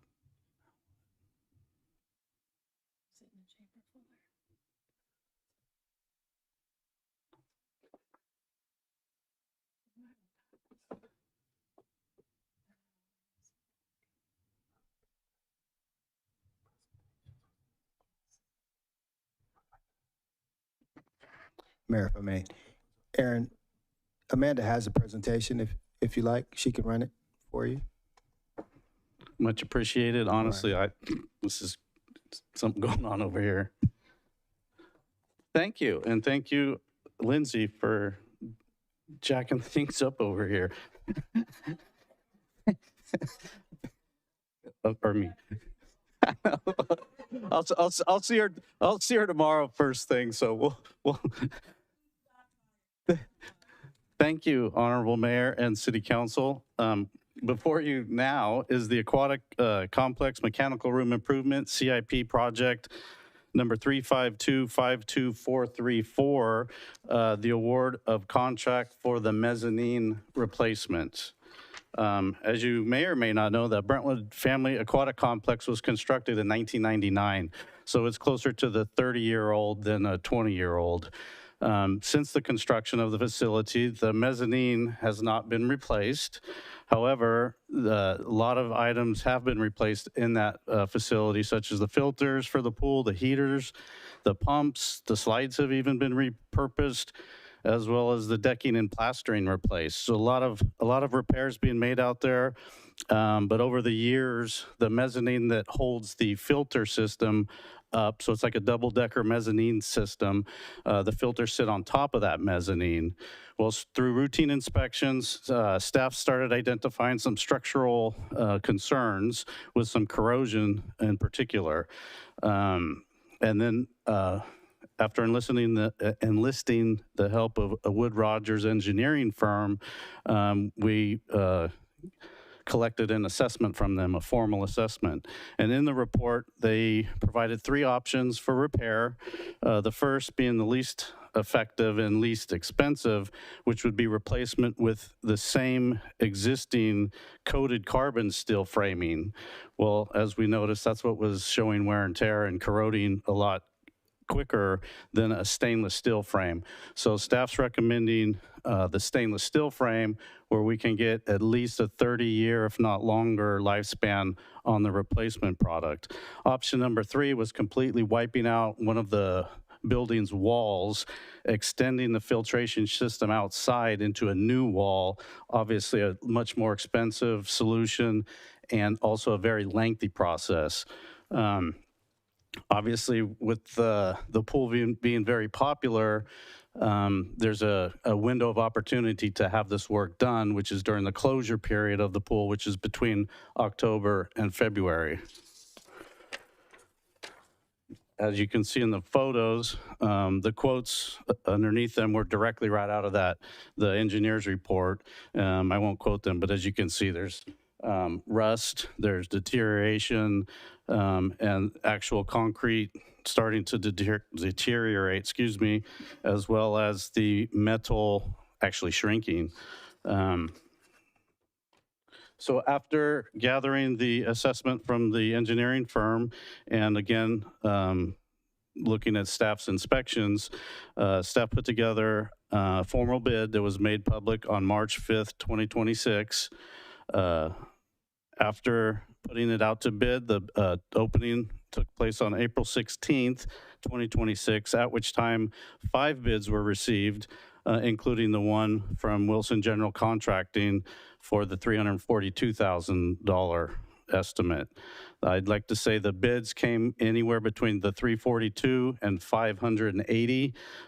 Those bids are also in your staff report, so you have the 5 with you. But again, a very competitive process for obtaining those bids. Following the consideration of the Wilson General Contracting bid, the second lowest bidder did provide a protest for the project, and as a result, staff met with city attorney. The awarding contractor, Wilson General, provided a response, and upon submitting the response, there's been no further action taken or any issues from the protest. As a result, staff recommends awarding of the contract to Wilson General Contracting Incorporated in the amount of $342,450 with a contingency of 10% for a total not to exceed of $376,000. This number is well under the projected initial budget of $495,000, which was presented in the CIP for this fiscal year. With approval tonight, as I had mentioned before, there's the window of opportunity, but park staff will work with, the Recreation Division very closely so as not to interrupt any of the programming for the pool, and therefore the project will take place between the months of October and February, and the contract states just that. So it should not interrupt, the project should not interrupt programming at all. That's my report for tonight, and I'm here to answer any questions. Thank you, Aaron. Any questions? Okay, moving into public comments, please. At this time, the public is permitted to address the City Council on this agenda item. If you're participating via Zoom, please raise your hand. If you're in person, please file a speaker card. Your microphone will be muted if you speak on items that do not pertain to this agenda item or after the timer has expired. I have no requests for speaker cards in person or hands raised in Zoom. Thank you. Any discussion or a motion? I just want to say thank you. I know this has been on our CIP for years and it's finally happening, so thank you. I mean, I can make a motion. So as detailed in the staff report, I move to adopt a resolution approving and authorizing the city manager or designee to execute a contract and any necessary related documents with Wilson General Contracting, Inc. for a total funding authorization not to exceed amount of $376,695. I'll second. All in favor? Aye. Aye. Aye. The motion passes. Thank you. Thank you. Item H6. Are you sure you want to sit there?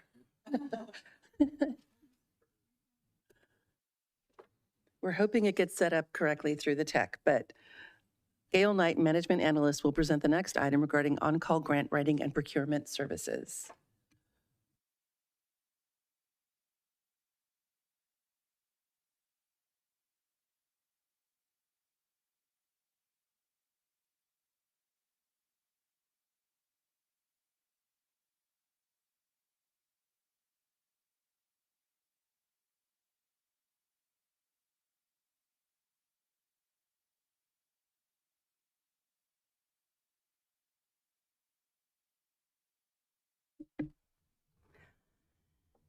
Good evening, Mayor, Vice Mayor, and members of the City Council.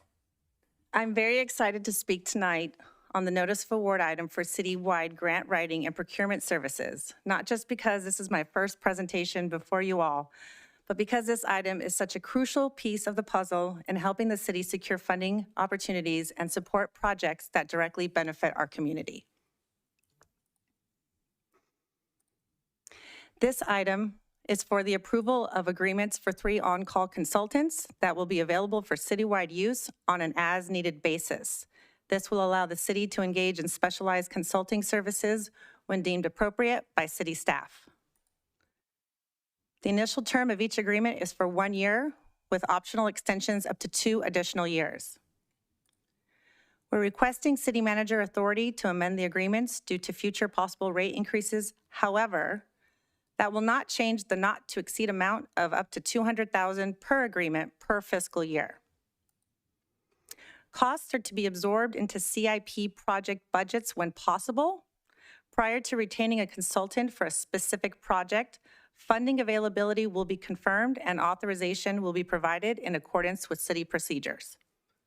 For grant opportunities that are not associated with a specific project, the proposed fiscal year 26-27 to 27-28 operating budget includes an annual general fund allocation of $150,000 for contractual grant support services. The proposed operating budget will be presented to the City Council for consideration and adoption at the June 23rd meeting. Any additional funding beyond the annual allocation would require separate City Council action or approval through a mid-year or midterm budget amendment. The current grants and rebates policy number 14 ensures that grant opportunities are aligned with city priorities and receive the appropriate level of city manager or city council oversight before applications are submitted. Specifically, city council approval is required before submitting any grant applications that would obligate the city to provide $10,000 or more in matching funds. Grant applications that do not require matching funds still need city manager approval, no matter the amount. If a grant deadline occurs before city council can consider the application, staff may continue to submit it with city manager approval. However, staff must return to the city council as soon as possible to seek direction on whether to continue or withdraw the application.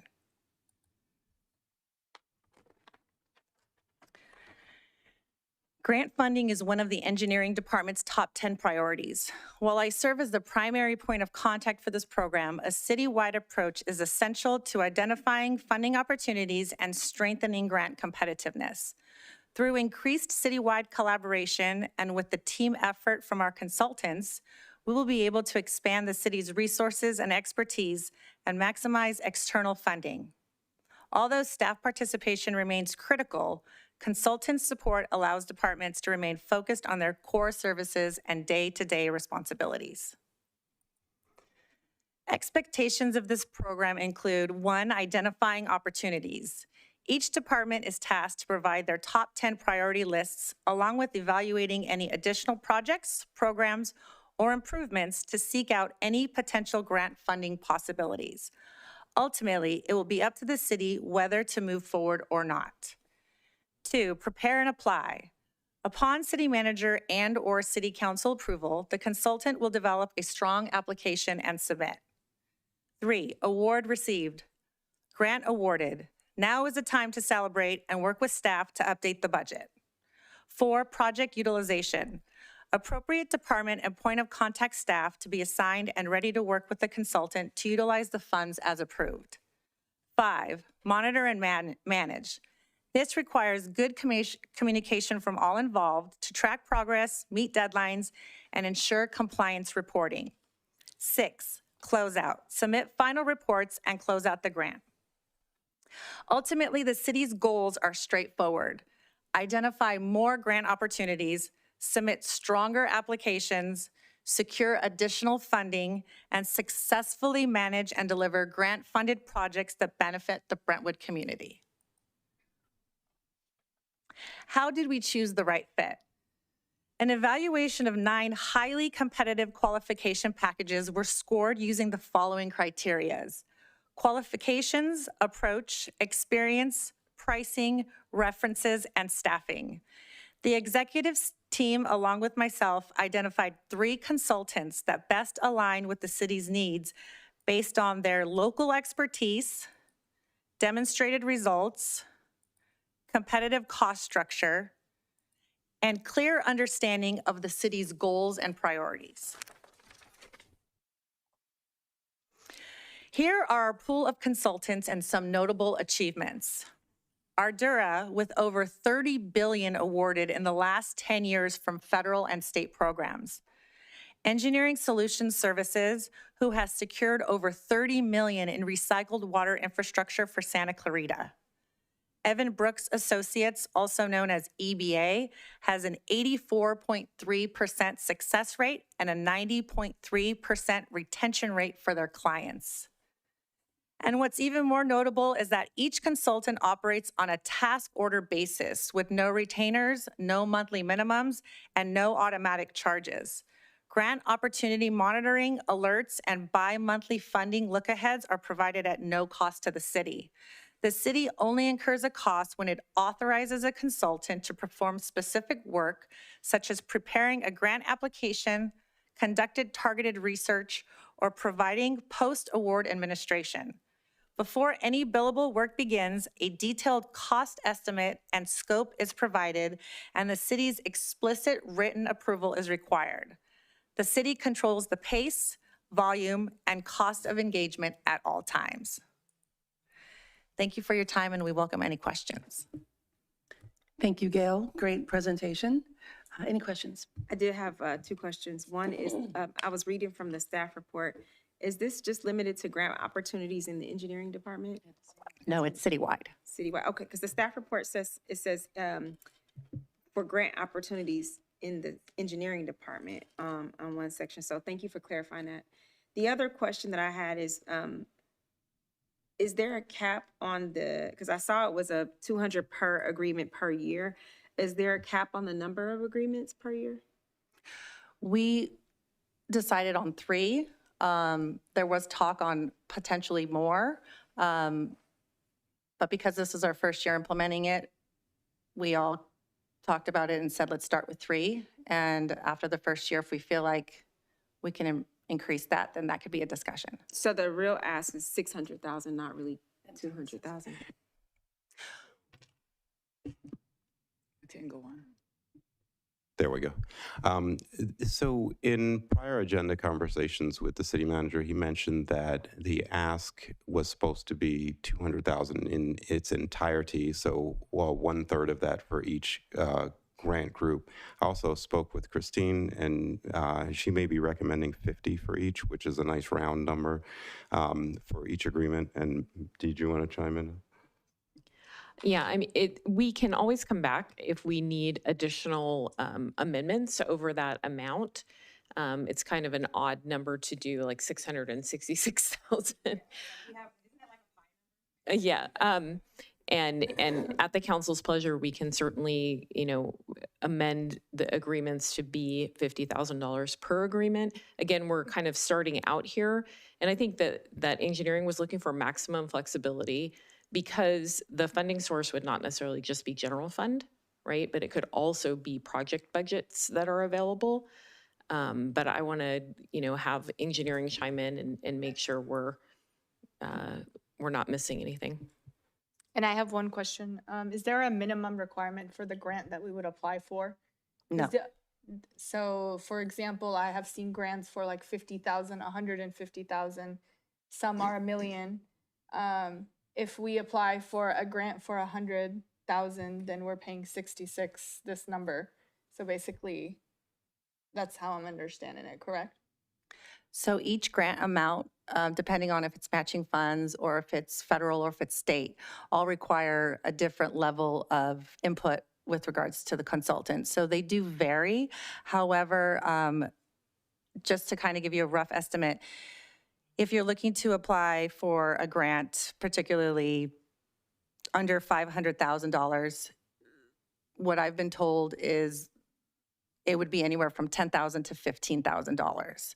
So each grant application, depending on how much work is involved, if we need them to monitor it and continuously help us report on it, could be more expensive.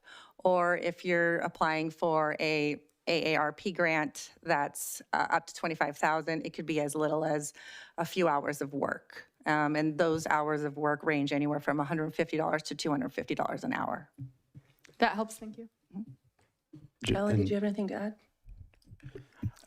Just to add on the flexibility that staff was seeking with the 200,000 per agreement, the goal here is to be, this is our first time implementing it. We wanted to have the flexibility to see if there's opportunities out there. We want to be able to move quickly. These agreements are up to 200,000. We're not anticipating that we're going to hit all of them at 200 each. But again, just having that flexibility, depending on which consultant gives us this a particular opportunity, we want to be able to utilize them. Of course, with council's, we're going to have to come back with council per our grants policy for council approval for a lot of these. And I think that's all I had to add. Thank you. Thomas, yes. So one more thing for consideration. So one for council's consideration, you may want to consider, since we're doing this, 50 per agreement. And then there's also a section here where we have 2 additional 1-year extensions that are in there. You may want to leave that section out and then have have staff just come back to council, report on progress, and then you can renew the following year, so that you don't have multiple years going into the future. And I credit this one to Councilmember Orlemans, who was in a discussion with me earlier about this, the idea of bringing it back rather than having these renewals that go all the way into the future. So if you don't mind, can I ask the question, what would the benefit be of the 2-year extensions as opposed to just doing a 1 year and then coming back next year? Is there a benefit? So I believe there is a tremendous benefit. After speaking to the city of Antioch, city of Anaheim, and city of Long Beach, what they tend to do is favor one consultant over the other. Once we get to know them and start a relationship, it's going to be pivotal to be able to see which one works with Brentwood with an ease and a smoothness of it. I can't predict that. So having the flexibility of perhaps maybe one of them not being as good of a fit as the other ones, that gives us the flexibility to focus more on one. Also, if you have certain applications or they're working on something, having that extension allows us to continue that smooth process instead of having to go back to potentially find another consultant to come in midstream. It allows us the flexibility to perhaps extend one and not the other, depending on our relationship and how lucrative it is for our city. So so the extension, if you chose not to do that, then staff would just come back to council and get approval for the subsequent years, but council would get an update on the progress that staff has seen for each of these different consultants, and then you'd be able to, based on that information, determine how you wanted to allocate the next year of funding. So it's just a checkpoint for council if you want to have a 1-year approval and then have it come back, determine, and based on the staff reports you get then, whether or not you want to fund each of them equally or do something different. But it just ensures that it comes back to council instead of not necessarily having to come back to council for multiple years. Thank you. Terrence? Thank you, Mayor. Just to add a little bit more context, in terms of if we think about how these operate, it's very similar to any other on-call contract that we might operate for engineering services as an example. And so that is hence why it's structured as a multi-year, because we're kind of picking those folks off the shelf when there's opportunity, either funding opportunity or, some kind of legislation changes, or there's something that presents itself that is unknown to us, which often is what we find is we need to really be able to act quickly for those opportunities. Hence, we wanted to have these multiple vendors who we can kind of pick and choose from based on their specific expertise. So, and I would also just say, certainly I think what's been brought up around a 1-year agreement is certainly something we can do. Just keep in mind that we did do a competitive recruitment here, an RFP process, which was a selective procurement. And typically under those scenarios, your terms are locked in for that period. And if you don't have an opportunity to extend, and you don't have to extend, mind you, that would still be the council's prerogative. Typically, that would, under those scenarios, you would go back out and do another solicitation to get additional vendors. There are benefits to doing that. There's also some cons to that, as was brought up by the staff, around continuity, and then also just this is an administrative process. It takes us a good amount of time to go through that selection process and to vet these vendors. So there is a trade-off in that if you do a 1 year, we may find ourselves in a situation, instead of just coming back to renew an agreement, we may be going through another process. Again, pros and cons, I just want to put that context out. And then the last point of clarification or addition is we do have a grants policy that's been referenced in the presentation.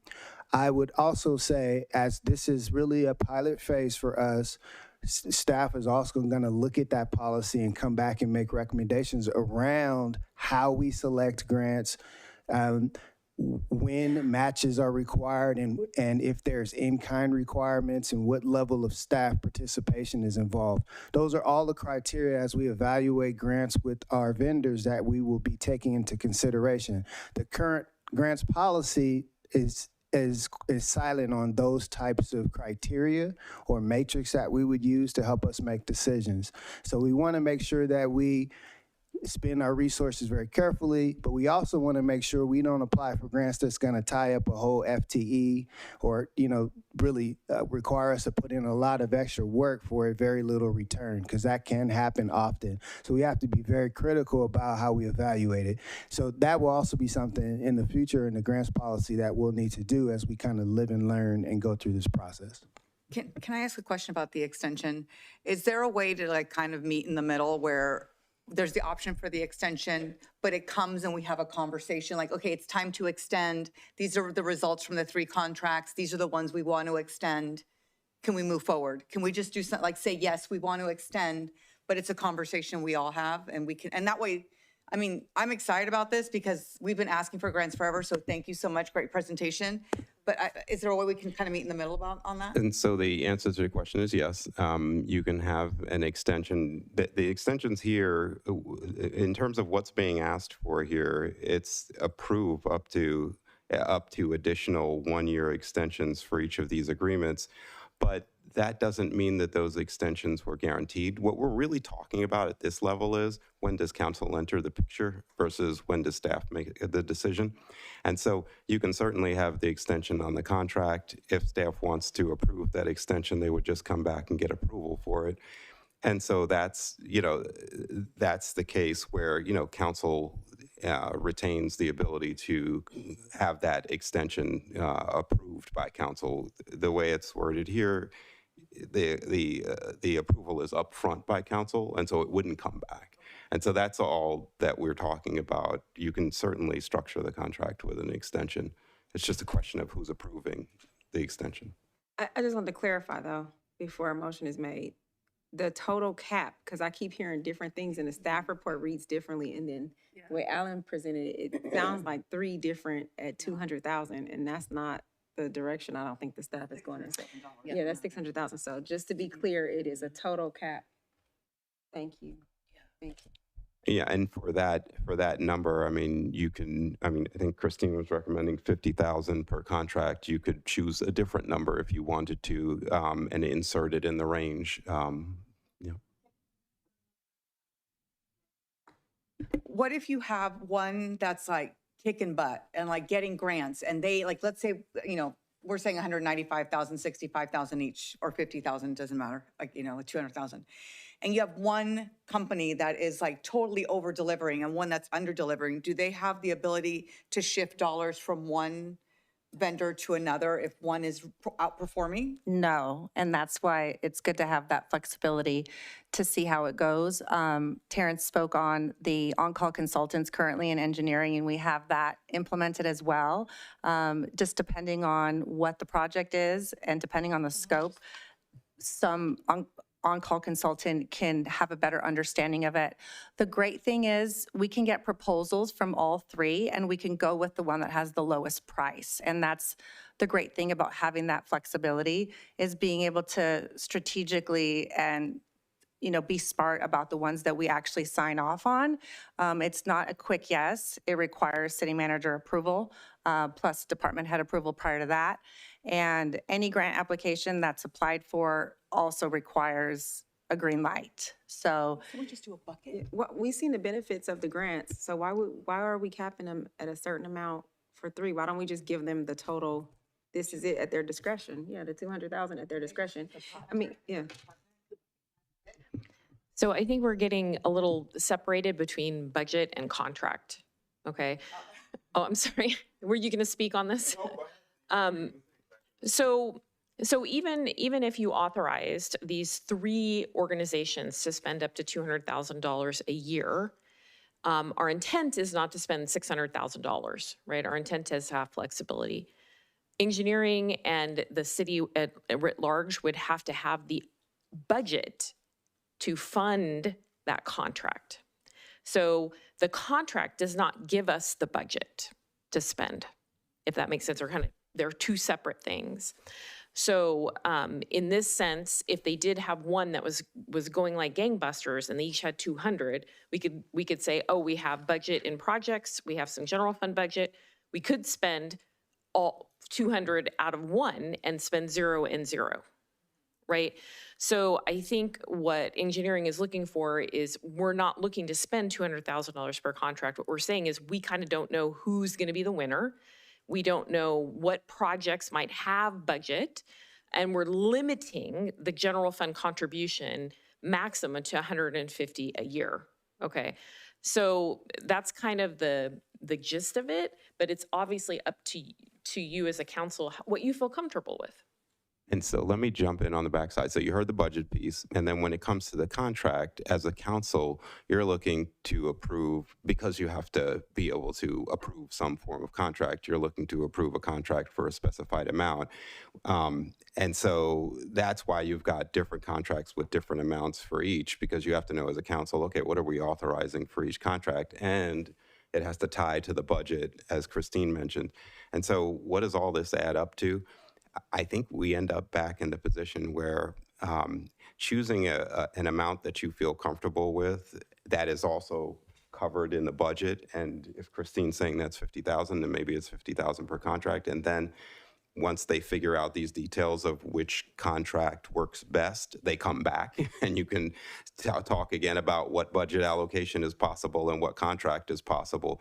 But right now, it seems like there's a budget limitation, right? Is that right? There is, but I think the 150 that we're keying in on is general fund. But there may be budgets that are already funded in CIP projects that have planning and design and other funds available from other sources. But we just don't know which of those CIP projects, future or current, would qualify for the grant. So it's really very hard to say we have this much in CIP, if that makes sense. So the immediate win right now looks like $50,000 per contract with the ability to analyze this, come back, and come with a more sort of comprehensive approach. I mean, if you guys are getting money like crazy, I mean, we would be dumb not to give you more money to get more free money, right? So it's, I mean, I don't think I'm concerned about if you need more because you've made so much for us and they're covering CIPs. I don't think it's a problem to come back and ask for more for the firms. Amanda, did we do public comments yet on this one? I didn't think we did. So can we move into that? At this time, the public is permitted to address the city council on this agenda item. If you're participating via Zoom, please raise your hand to speak. If you're in person, please file a speaker card. Your microphone will be muted if you speak on items that do not pertain to this agenda item or after the timer has expired. I have no speaker cards in person or hands raised in Zoom. Thank you, Amanda. Back into either discussion or a motion. Yeah, just before we make a motion, and I know we're getting close, I just want to be 100% clear. If we say, whatever the number is, $150,000 with no extensions, we would have to go back out to an RFP next year to get new people to try to apply for these spots. So then the extensions kind of make sense. I got it. Well, Thanks. that's what we were saying. We should Yep. do the extension. Yep, got it. But you come and we talk about it because we've never done this before, right? Yeah. Do we have a motion? So I move to adopt a resolution approving and authorizing the city manager or designate to execute 3 on-call agreements and the amount not to exceed, did we say 65,000? Because that's 195,000. Yeah, 65,000 per agreement for the fiscal year 26 to 27. And executing up to 2 one-year extensions for each agreement that comes back as an agenda item for review with city council. Is that good per fiscal year? Is that okay? Okay. Do you have a second? I'll second. All in favor? Aye. Thank you very much for the presentation, Gail. Thank you. And now, moving into item H7, Megan Oliveira, Associate Engineer, will present the next item regarding a professional services agreement for engineering design services for the citywide non-potable water distribution system.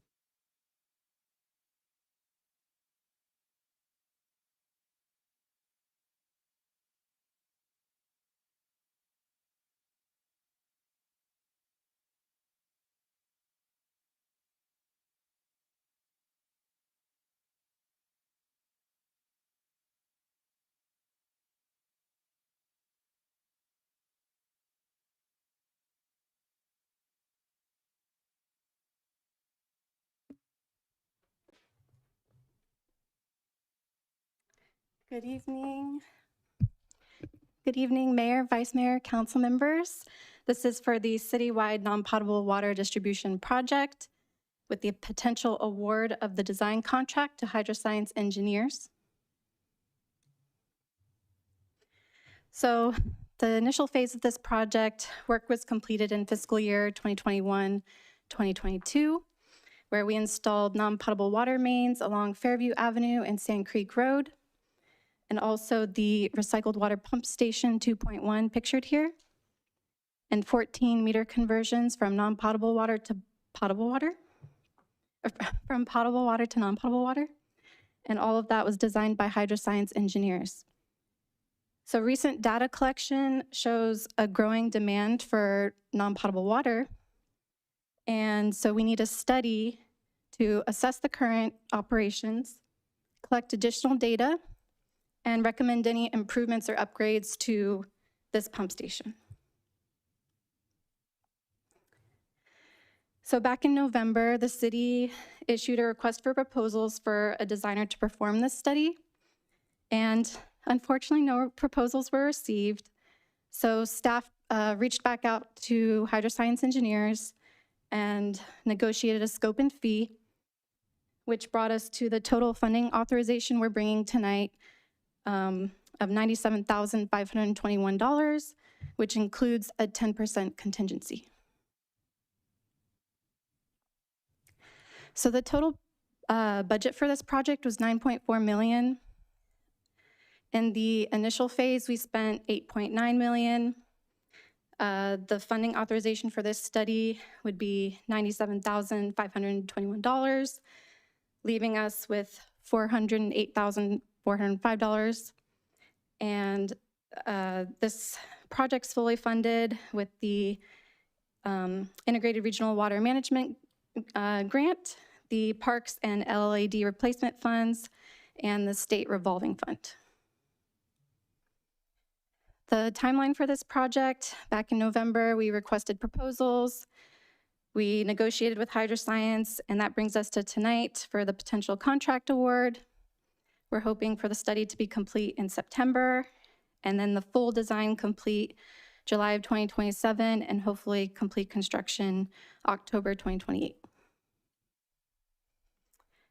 Thank you for your time, and staff's available for any questions. Thank you, Megan. Any questions? Okay, moving into public comments. At this time, the public is permitted to address the city council on this agenda item. If you're participating via Zoom, please raise your hand. If you're in person, please file a speaker card. Your microphone will be muted if you speak on items that do not pertain to this agenda item or after the timer has expired. I have no speaker cards in person or hands raised in Zoom. Thank you, Amanda. Any discussion or a motion? I love the purple pipes. I'm like, so I'll make a motion if no one else has anything else to say. So as detailed in the staff report, I move to adopt a resolution approving and authorizing the city manager or designee to execute an agreement with Hydroscience Engineers, Inc. for a total funding authorization not to exceed amount of $97,521 for the citywide non-potable water distribution center system. Second. I'll second. All in favor? Aye. Aye. We've had a request to, thank you again, Megan. We've had a request to push out item H8. A motion to postpone. Mm-hmm. Yeah. We skipped last time doing the informational, but I think there's a lot of, No, we did it last time. no, we skipped it. Before that. No? We skipped it, yeah. So can we also skip that? Do we need a motion? Can we lump those two together in a motion to postpone them? Okay, can someone make that motion, please? I'll make the motion to postpone H8 and informational reports from council. A second. All in favor? Aye. Oh, till a date Till next uncertain? meeting. Uncertain. Okay. Next meeting or date uncertain? The next meeting. Okay. Our It's next already meeting. ready, so maybe next meeting's okay? Okay. Okay. All in favor? Aye. Who was the second on that? Hovita was. Okay, thank you. Okay. Requests for future agenda items. These are new requests, so if you have one, please let me know. Yes, ma'am. Yes. I'd like to discuss the use of staff time resources to investigate cost and locations for a Brentwood Sharps disposal site as well as a battery disposal site here within the city, and what that would cost the city to operate. Okay. Sharps disposal. Sharps containers, like needles. Sharps containers. Does staff need any more information on that? Okay.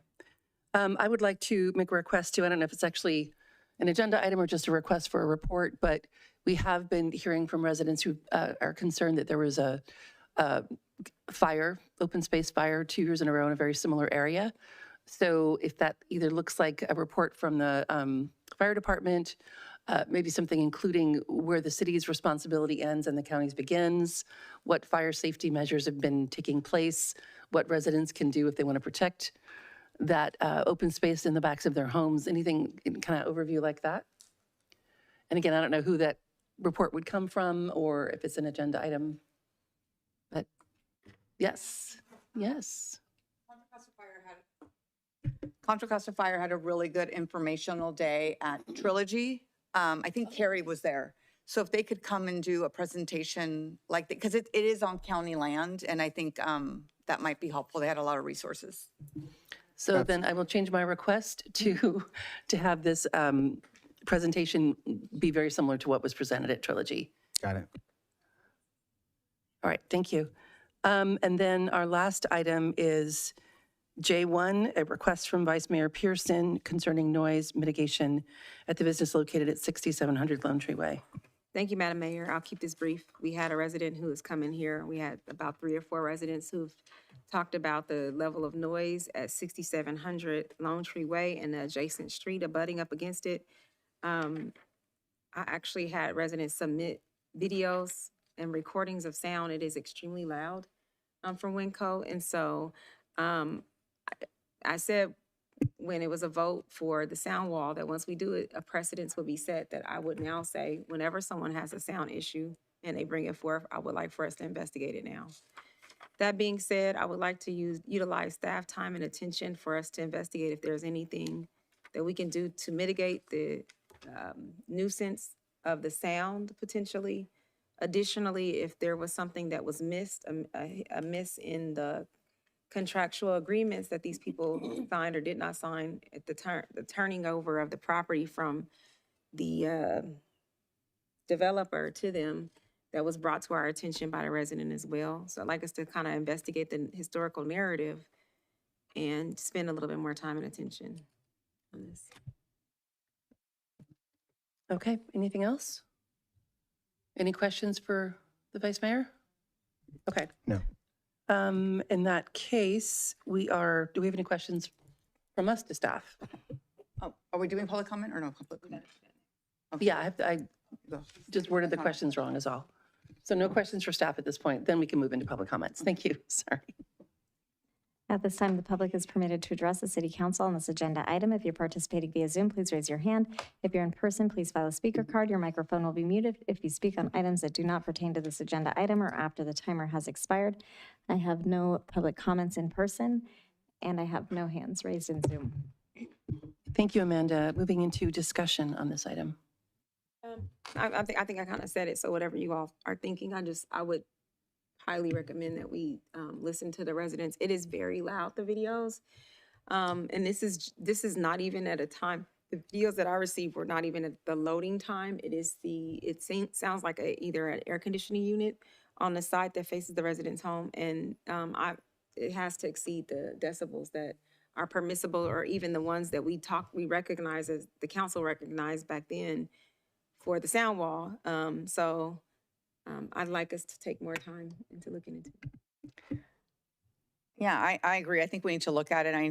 I think we need to see who's responsible, right? Is it the developer? Is it the city? Is it Winco? Is it a CUP? If it's a CUP, is there anything we can do around the CUP?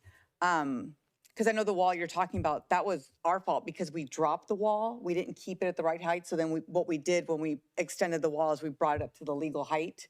So is it at the legal height? Could it have been any taller?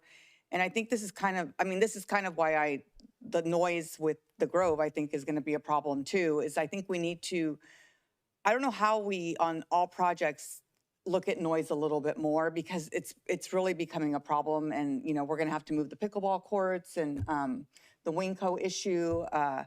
Now, you know, it sounds like 8 acres is going to become a problem. So I just think noise is a big problem. So I do agree we need to look at it. And looking at this, maybe we can come up with a process for reviewing noise when we get applications in and make that a big part of staff reports.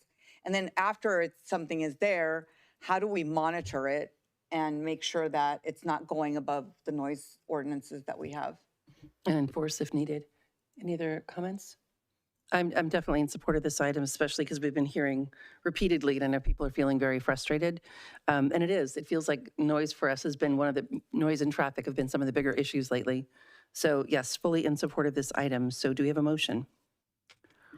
And I have another question. Will we be at liberty to look at the CCNRs that were signed by the residents?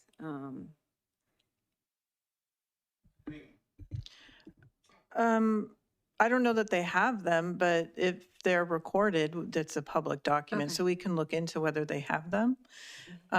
They were also supposed to be provided a disclosure.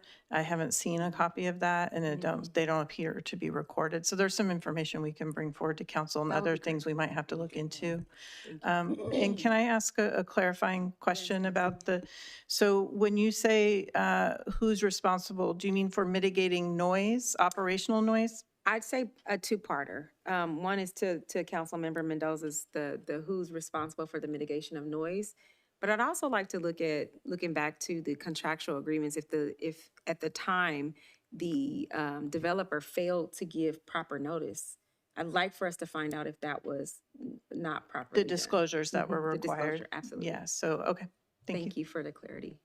So I make a motion that we give staff time and attention to explore the issue at 6700 Lone Tree and the streets and neighborhoods that are adjacent to it.